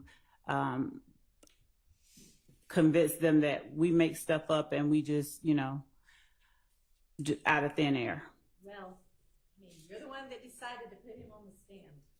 I don't regret that, or I don't think that that's the problem. That maybe obviously minds can disagree. I don't think that that's the problem. Okay, well, if it were as clear as somewhere in the earlier version was the statement, I personally know that members of YSL were responsible for this murder, or whatever it said in the ultimate version. If that were in the prior version, that would be one thing, but that's not in the prior version. So I have thought that issue through. Yes, And I understood that to be your argument yesterday, or the day before, or whenever it occurred. The day before and yesterday, and I just... Yes, Your Honor. Okay. Appreciate you giving it yet another try there. And I'm being facetious when I say that. I know, you are.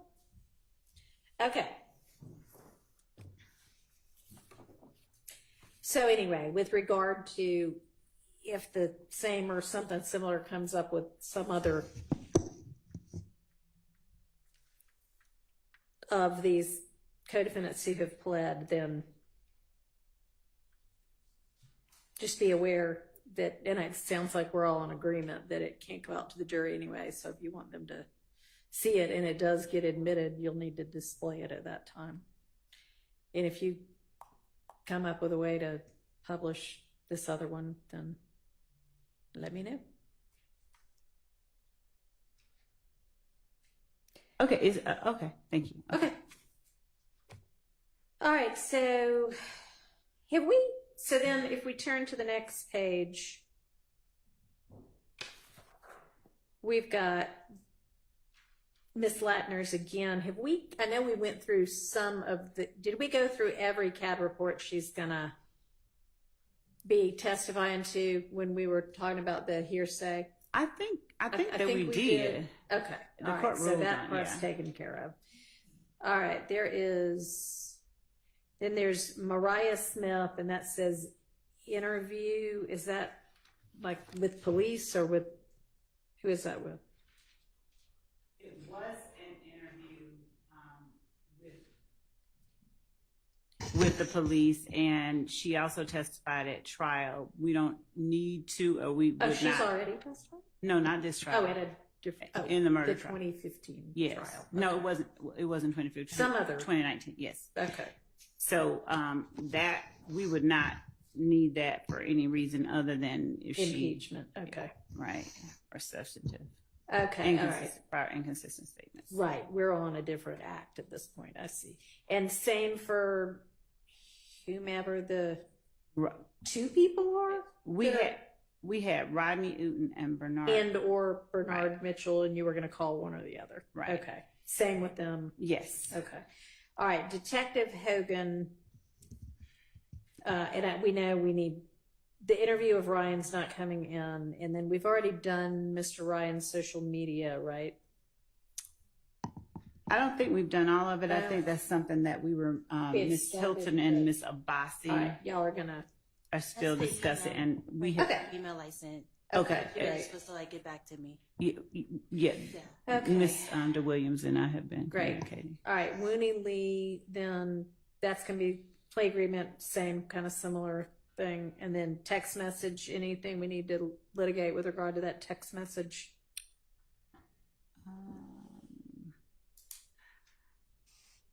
No, I don't think so. Anybody? Okay. They lay the foundation. Yeah, okay. And then blog videos, social media, and music when we flip the page. Yes. So I don't know what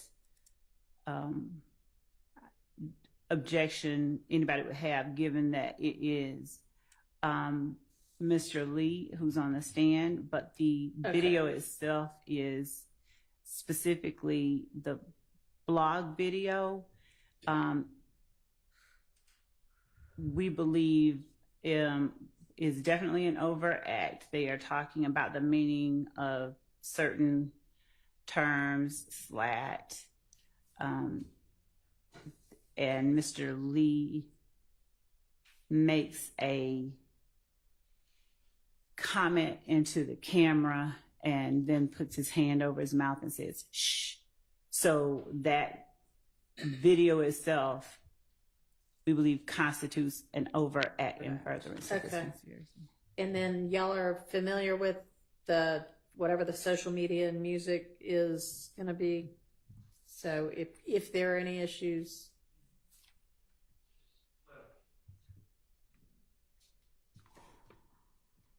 Hesitate to say yes to that because music, I mean, I don't know exactly what the state is referring to the extent that a song by Mr. Lee has been identified or is listed as an overact, which I don't recall off the top of my head, but I guess I'd have to know what the music is and then there's a 403 analysis, there's Baker, the Baker case that came out earlier this year, and of course, even though it's not our client's statements, it would be affecting our clients, so yes. What's that site? Judge, I don't think that Baker applies to this set of circumstances at all. So. Well, Baker dealt with a music video, but it was really a 403 analysis case. And I can get the site. We dealt with it earlier in this I'll case. Just put in Baker music video and 403, and I bet it in 2024. Yes. Okay. But again, I don't know specifically when they say music what we're talking about. So. And is this Mr. Lee's music or somebody else's? Mr. Lee's. Okay. 318 Georgia 431 is the site for Baker. March 2024. Okay.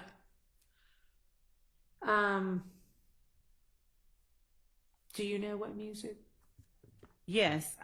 There was the song, and there was also this. I think that this particular issue was litigated and decided in an order that was filed by the previous trial judge on November 27, 2023.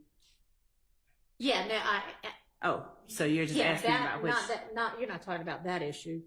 I am. I'm going off my recollection. We did litigate songs. We litigated a song by my client. We litigated some songs by Mr. Williams, and we litigated a song by Mr. Kendrick. I do not recall litigating the Wooney Lee song.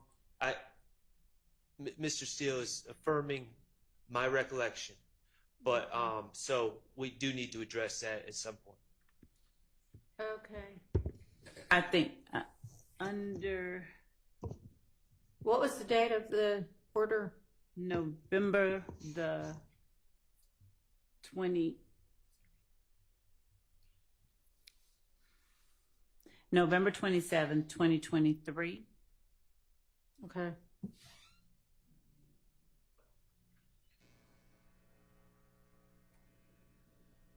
So on page 40, and this is not necessarily specifically talking to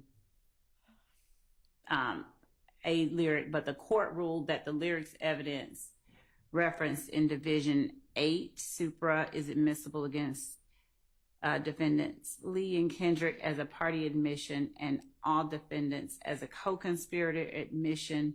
The court found it relevant to count 1 RICO conspiracy, Acts 17 through 19, and count 2 murder, and that it is admissible to show actus reus mens rea and as proof of the existence and nature of the gang enterprise, the criminal nature of YSL, the connection of the defendants with one another as intrinsic evidence, and under OCGA 1615.3 and 1615.9. Okay, but was this particular song included in Section 8? I'm making sure about the lyrics that we referenced in Section 8, Your Honor, if the court would indulge us one moment. Okay, no problem.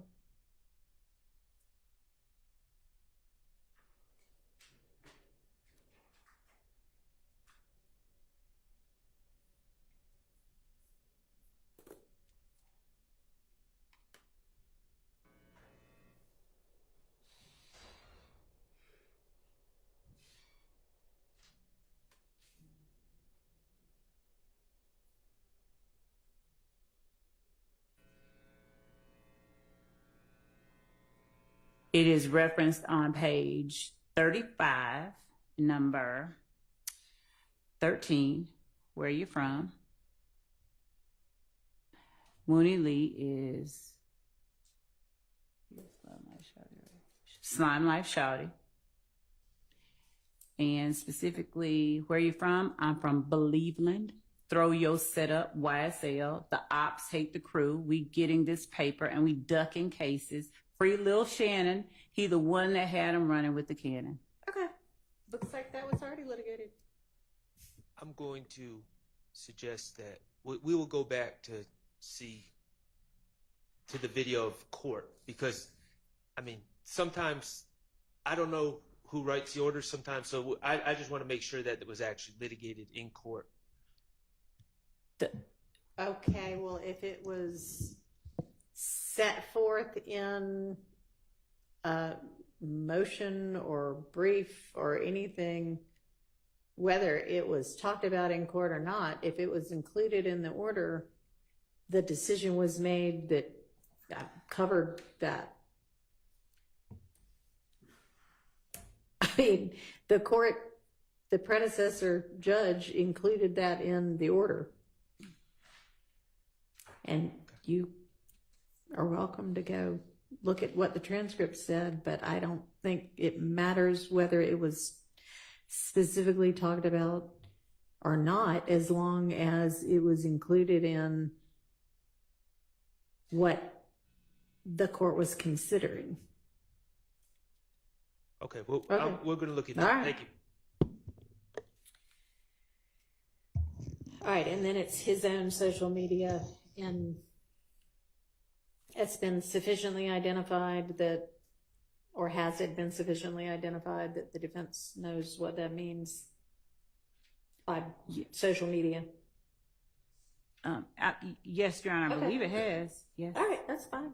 I mean, And I actually, haven't been they there are the whole in. time, Most of them are listed in the indictment themselves as overacts. And I think there was a reference earlier to something being listed as an overact, that the state reference is an overact. I did not say it was listed. I just said it is, or constituted one. All right.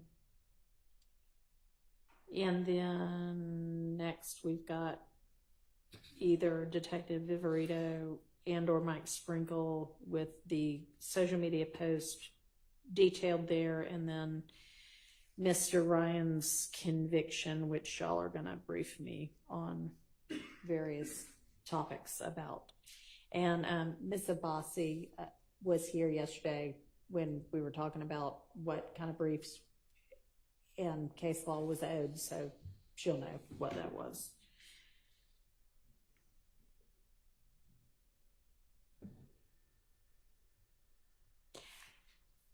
And Miss Love, I know at the time when you gave us this, that's the more detailed exhibits, that was as far as you'd gotten at the time. And if you didn't continue on, that's fine, because I said, no, don't take so much time doing that. Just give us, a general list.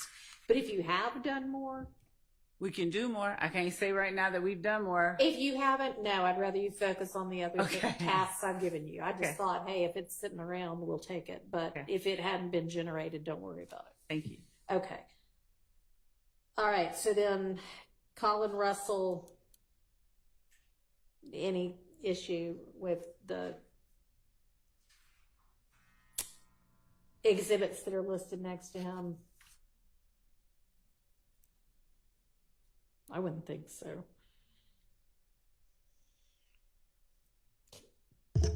Would y'all mind responding so I know the answer? Somebody.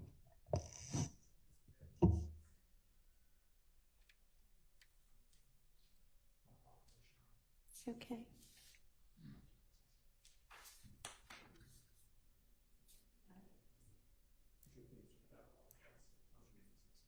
Okay, so no, I was just moving down through the witness list. So we're on Colin Russell now. He's on page 9, number 36.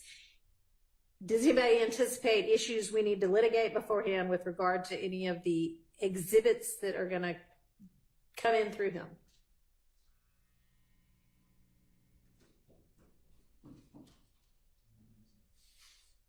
And I don't know whether y'all are thinking or whether you're just like, no, I don't know.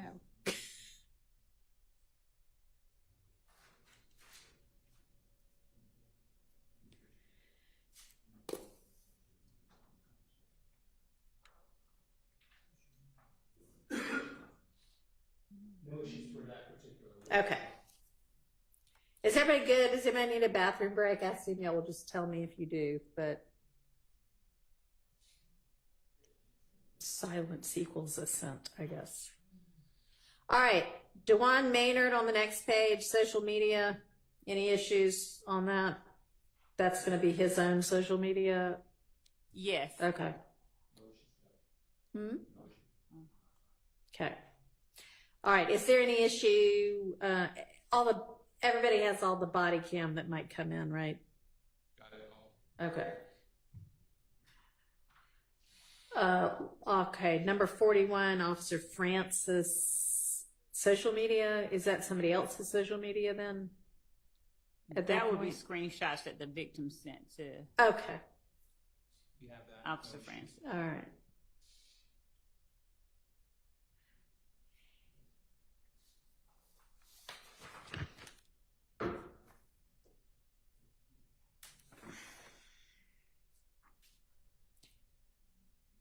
Unless there's anything else on that page, I'm turning to the next page.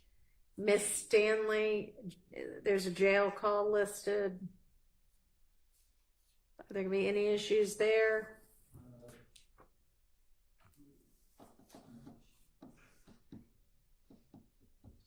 No issues for that, Your Honor.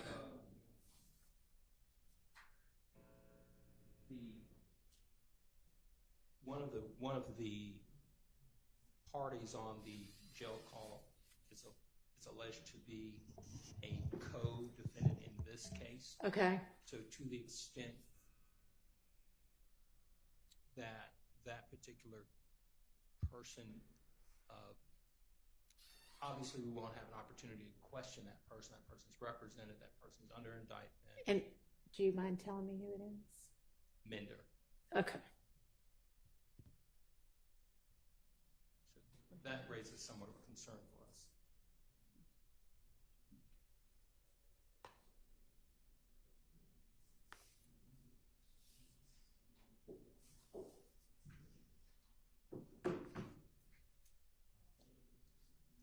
Because y'all aren't in what concern exactly? Clearly wouldn't have an opportunity to cross-examine that person. That person obviously is under this indictment. It's not on the witness list as a witness. So the issues that arise with respect to that concerns us, obviously. All right. Your Honor, I might be incorrect, but I think we've already litigated that and sent the court the order. I'm checking with my team.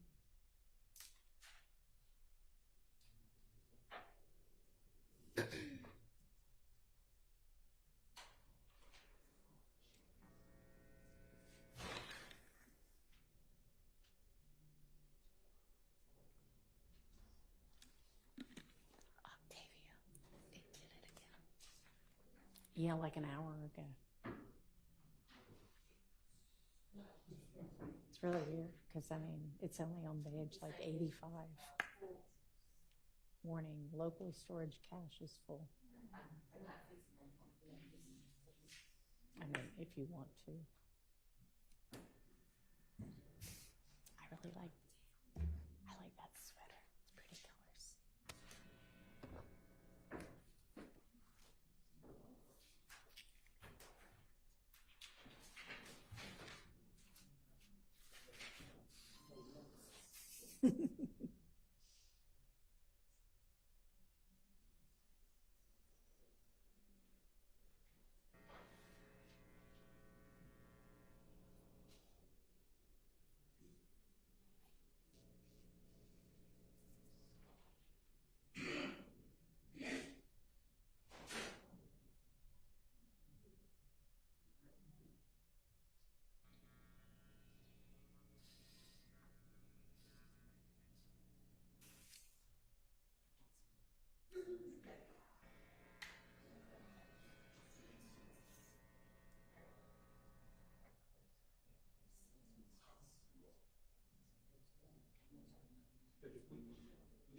Hang on. I don't know if my court reporter's ready. She was fixing something on my real time.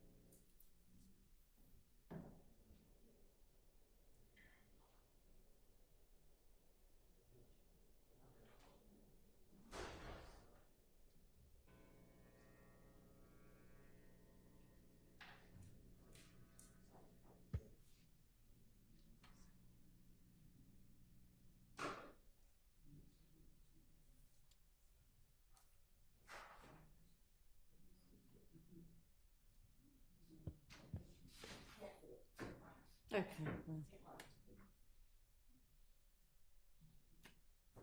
All right. She's, I think, ready now. Are you ready now? Almost.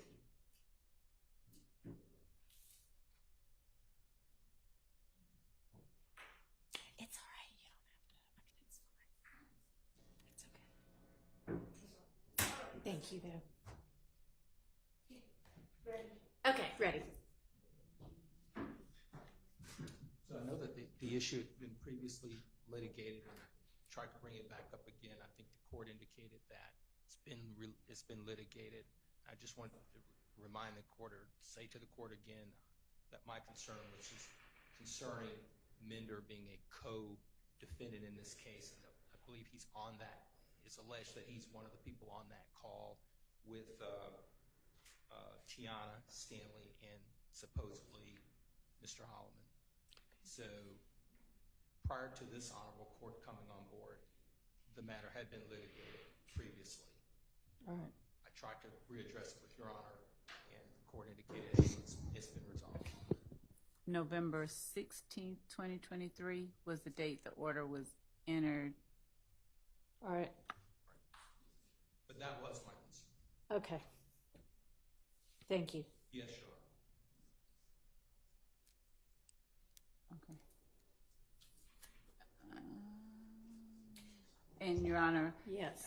Just for full context, the last line of the order reads that the court grants the state's October 24, 2023 motion to introduce Gary Holloman's statement to defendant Minder's mother and defendant Minder in the three-way conversation the day after the robbery as residual hearsay evidence pursuant to 24-8-807. That's different than what, well, it's in the same call, but I heard Mr. Matthews reference something. The residual hearsay issue I actually did look at again, and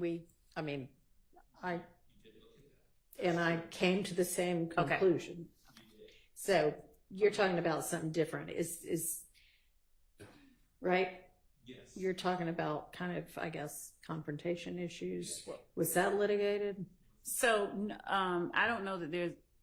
I mean, when we say I wouldn't think that's. It's not a confrontation clause. Testimonial, right? In any way. Bruton issues. Okay, so it's not confrontation issues because it's not testimonial, but there might be Bruton issues. I don't know. I'd have to listen to the.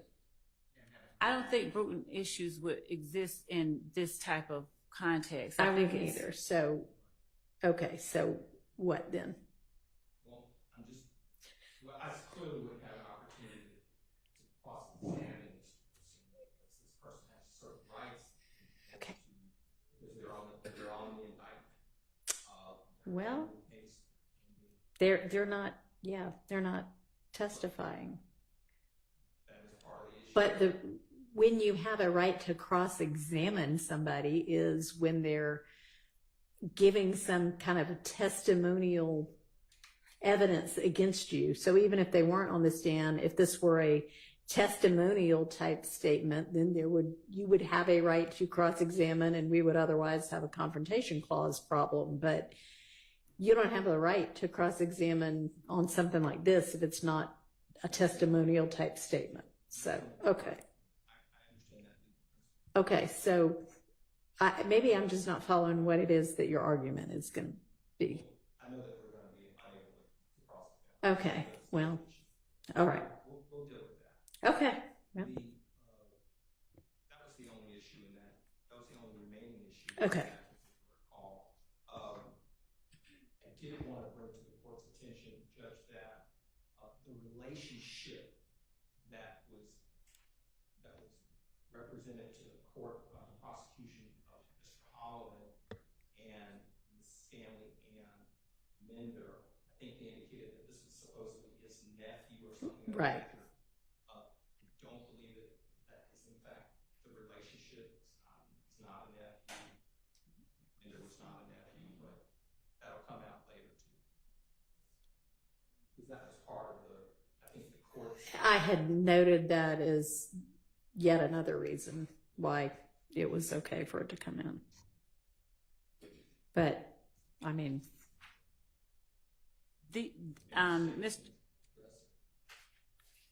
So I think that Mr. Holloman, I think he references him as uncle. Yeah, but even though there's not a blood Isn't he the brother of Mr. Mender's mother? Or no, not brother. Or aunt or whatever. So who is he the brother of? He's not a brother. He is a very close friend, and they call each other uncle, brother, and sister and whatever. Okay. Well, they obviously. I mean, don't they even refer in the call? He does. Yes. His sister. Or he refers. I know that they call him uncle or unk or something, but I thought there was even a reference in the call to one of the people being his sister. There are those types of references without listening again, but they are calling one another those types of family names. Even though they're not blood relation. Correct. Because they obviously feel that close to each other. And yes. there are times when, somebody's a close family friend, but they're considered an aunt or an uncle. So it apparently is that instead. So, okay. Thank you, though. Your Honor? Yes. On that issue, I join the Honorable Mr. Matthews, and I understand you ruled residual hearsay under 24-8-807, but that's supposed to be used very rarely. I know. And yes, it's not, I agree, it's not brutal, it's not testimonial. It can't be brutal because it's not testimonial. But this is an overt act, and it's therefore applies to everyone. So under 403, I know I'm going to ask for a limiting instruction if your ruling stands, but that's a very tough instruction when it's a overt act in a RICO case, because it's the same thing like the conviction by the jury of Mr. Ryan that we discussed yesterday. You're telling the jury you can use it against person one, but not against the other five. But it's an overt act that they can use on one person's verdict form, but not another. And I just don't, I would ask the court, since it's 807, which really has to be like prior sworn testimony that was cross-examined or a dying declaration, I would just ask the court to potentially reconsider or allow a limiting instruction that will help you craft, of course, if you approve it. But otherwise, I don't know why it comes in against Mr. Williams. Okay, so those are two of the examples of types of evidence that come in under 807, but that's not the entire universe.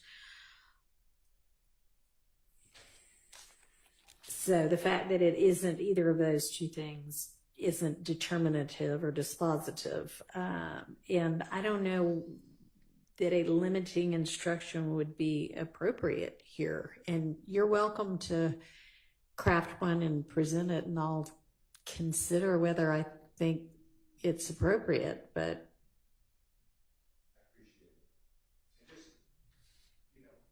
I was always taught by your court and the courts in general that residual hearsay is really, and I'm just looking. I know. It says, if you don't mind, it says it must be equivalent to cross-examine former testimony, statements under the belief of impending death, statements against interest, and statements of personal or family history, not just that people are related, and that these categories of hearsay have attributes of trustworthiness not possessed by the general run of hearsay statements that tip the balance in favor of introducing the information if the declarant is unavailable to testify.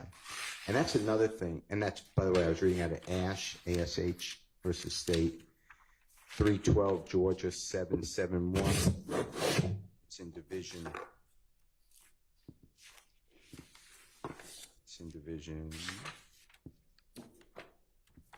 3B is in Barry, and that's 2021.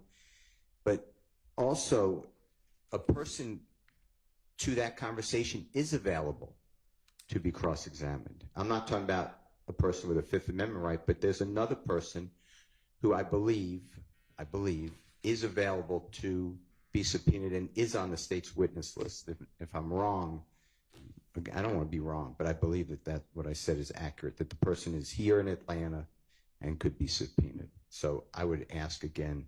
And who is that? Miss Mender, but that if Mr. Matthews can help me with the name. Who? So we're referring to Tiana Scanlon. Okay. That's who we're referring to. Okay, so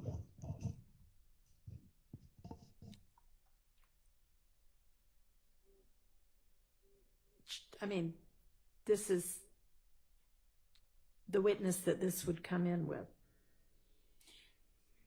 So we do have Tiana Scanlon on the list. She's witness number 45 on this. I mean, that's right. Who is coming in through? Right. That's what we have. That's literally the evidence that we have next to her. And, of course, the court's aware that Mr. Holloman is deceased. And so it falls squarely under, we believe the court made the right ruling. 24-807. We believe all three requirements under the statute are met.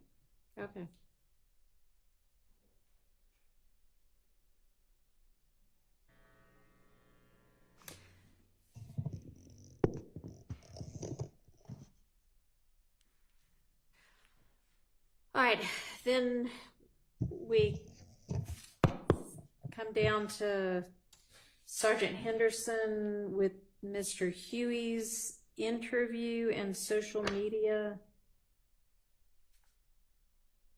The court see Officer Cornbacher still on? Yes, but I mean, all that says is testimony. Okay. And as far as Henderson goes, I've reviewed everything, so we're okay. Okay. Belknap. Any, I mean, I guess if the search wasn't.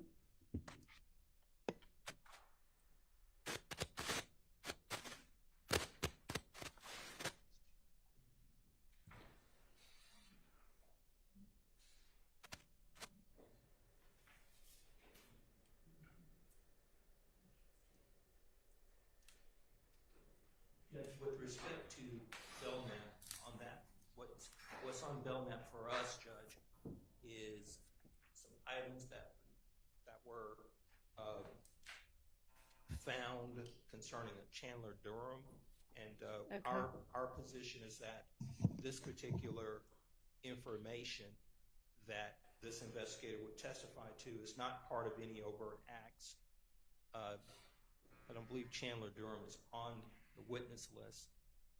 I believe it's intrinsic. So I would argue that information should be kept out. Ms. Love?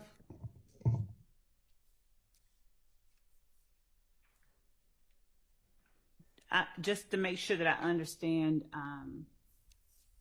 my colleague's argument, is that because Mr. Durham's name is not on the witness list and because this act is not listed as an overt act, it should be kept out?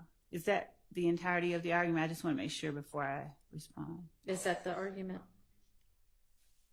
I thought I said confrontation clause, but I didn't. You did not say confrontation clause, but if we're talking about items found at the home,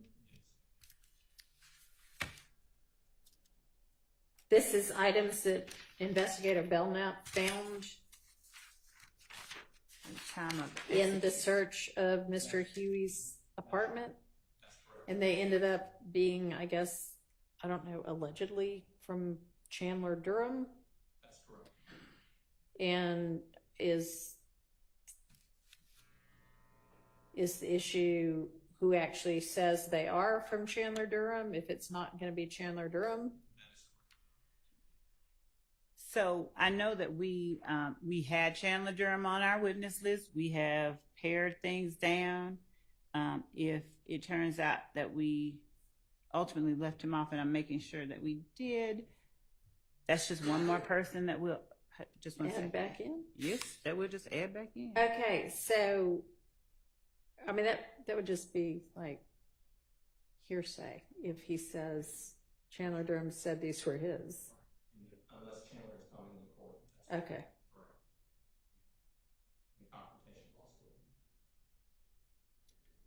And this is also a circumstance where, so just to respond to a part that I don't think is material to the objection, but Chandler Durham is part of one of the overt acts listed, I think. Okay, well, I mean, I don't think that's their real Right. point. I think it's right. How can he say these are his? We have to add it back. All But right, also so we have Defendant Williams' sort of implicit statement that they're his, because he's admonishing, he's warning Huey if he doesn't take it back, somebody gonna die.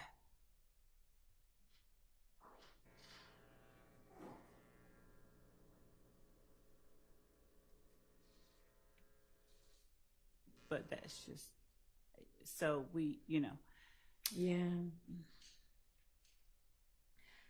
Well, I guess maybe, even though I appreciate your efforts to pare down your witness list, this is one witness you're going to need to add back.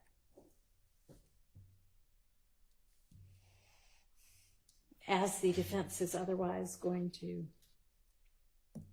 Understood, Your Honor. object. So, okay. That circumstance may come up again.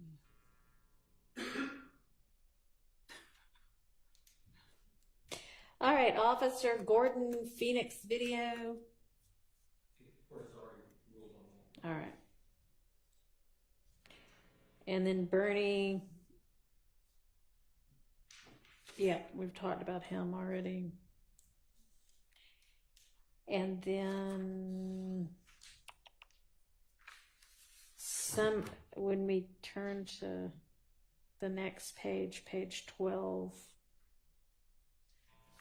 this is one of those subsequent allegedly intrinsic acts, and I know I ruled on 2 and withheld ruling on 2. Yeah.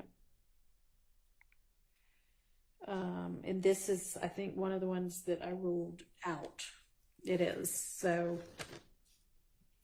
we can eliminate that witness if that's all they're testifying to, right? The witness that the court was referring to was, I was trying to, I don't know. I'm on page 12, witnesses number 51 and 52.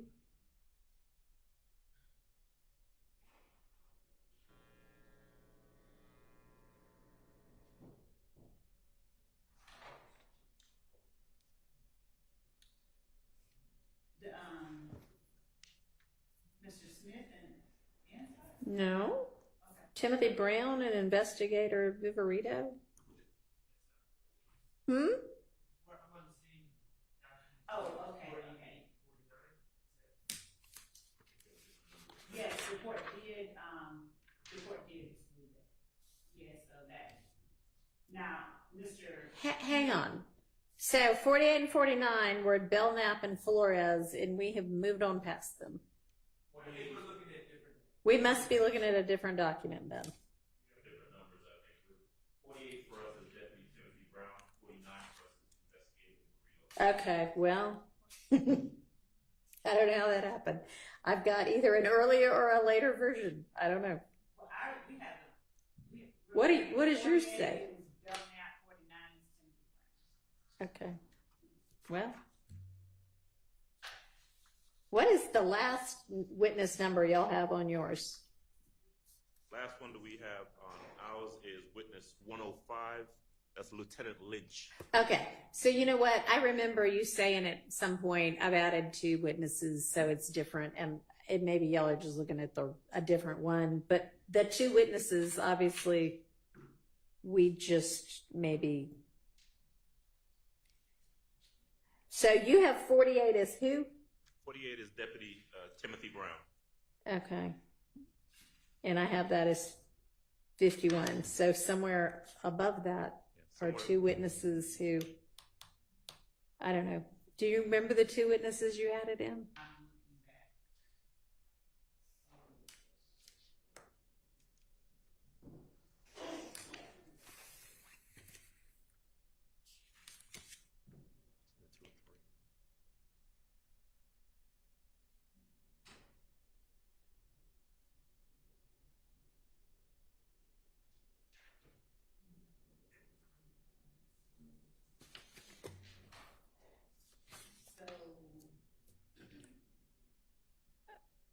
Okay, so how about this? Going up from Belknap, I've got Henderson, Kornbacher, Stanley, Coppage. Y'all just tell me when you, yes, okay. When you hear one that you don't have, let me know. The AT&T Custodian of Records, Greer, Francis, Suk, Jenkins, Maynard, Hines, Russell, Latners, Viverito and Sprinkle, Lee, Hogan, Uten or Mitchell, Smith, Holmes, Latners, Underwood, Kilgore. Maybe our issue is some of like Latner's. Yeah. Oh, there's no number for it. Okay, so it's no number for yours either. No. Okay, Munson, Arnold, Dennis, Jenkins, Hill, Battle, Turner, Pitts, Bell, Latners, Smith, Sanders, LeDuc or LeDuc. What's on here is Zatha, that's really Atha. Reed, Voss and Weitzel, Bernie, T-Mobile, Sprint, Verizon, Sprinkle, Morton.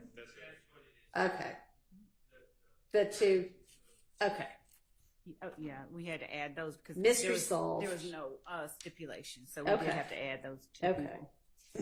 She just wanted to rub it in that y'all will not stipulate to the I would never do phone that. record Never. being a phone record. Okay.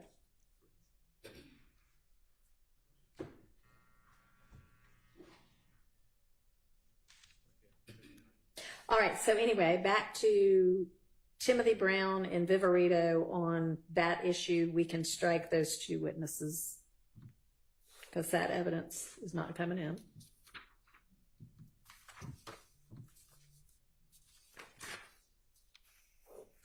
That is correct.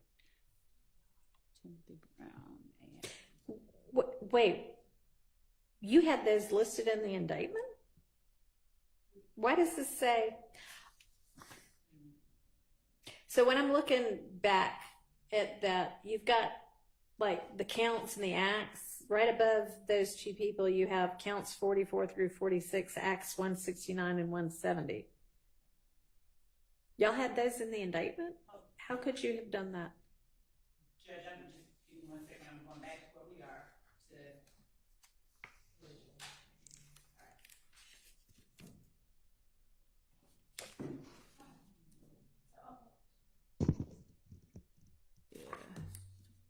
So the indictment, let me look at my indictment. Let me sure.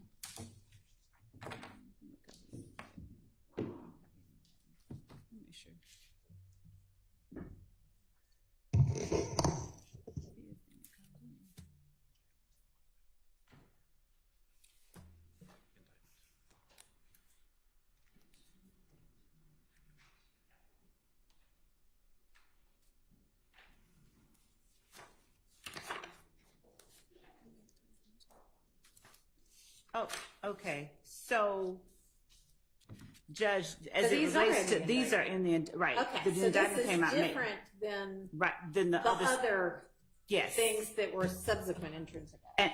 And that's not me.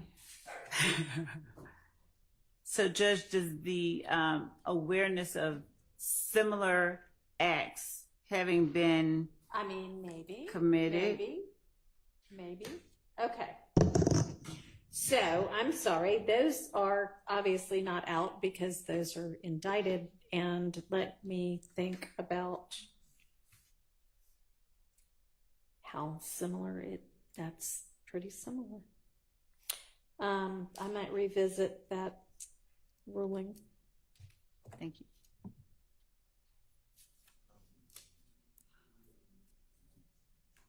Not sure y'all made that argument at the time we were talking about it before.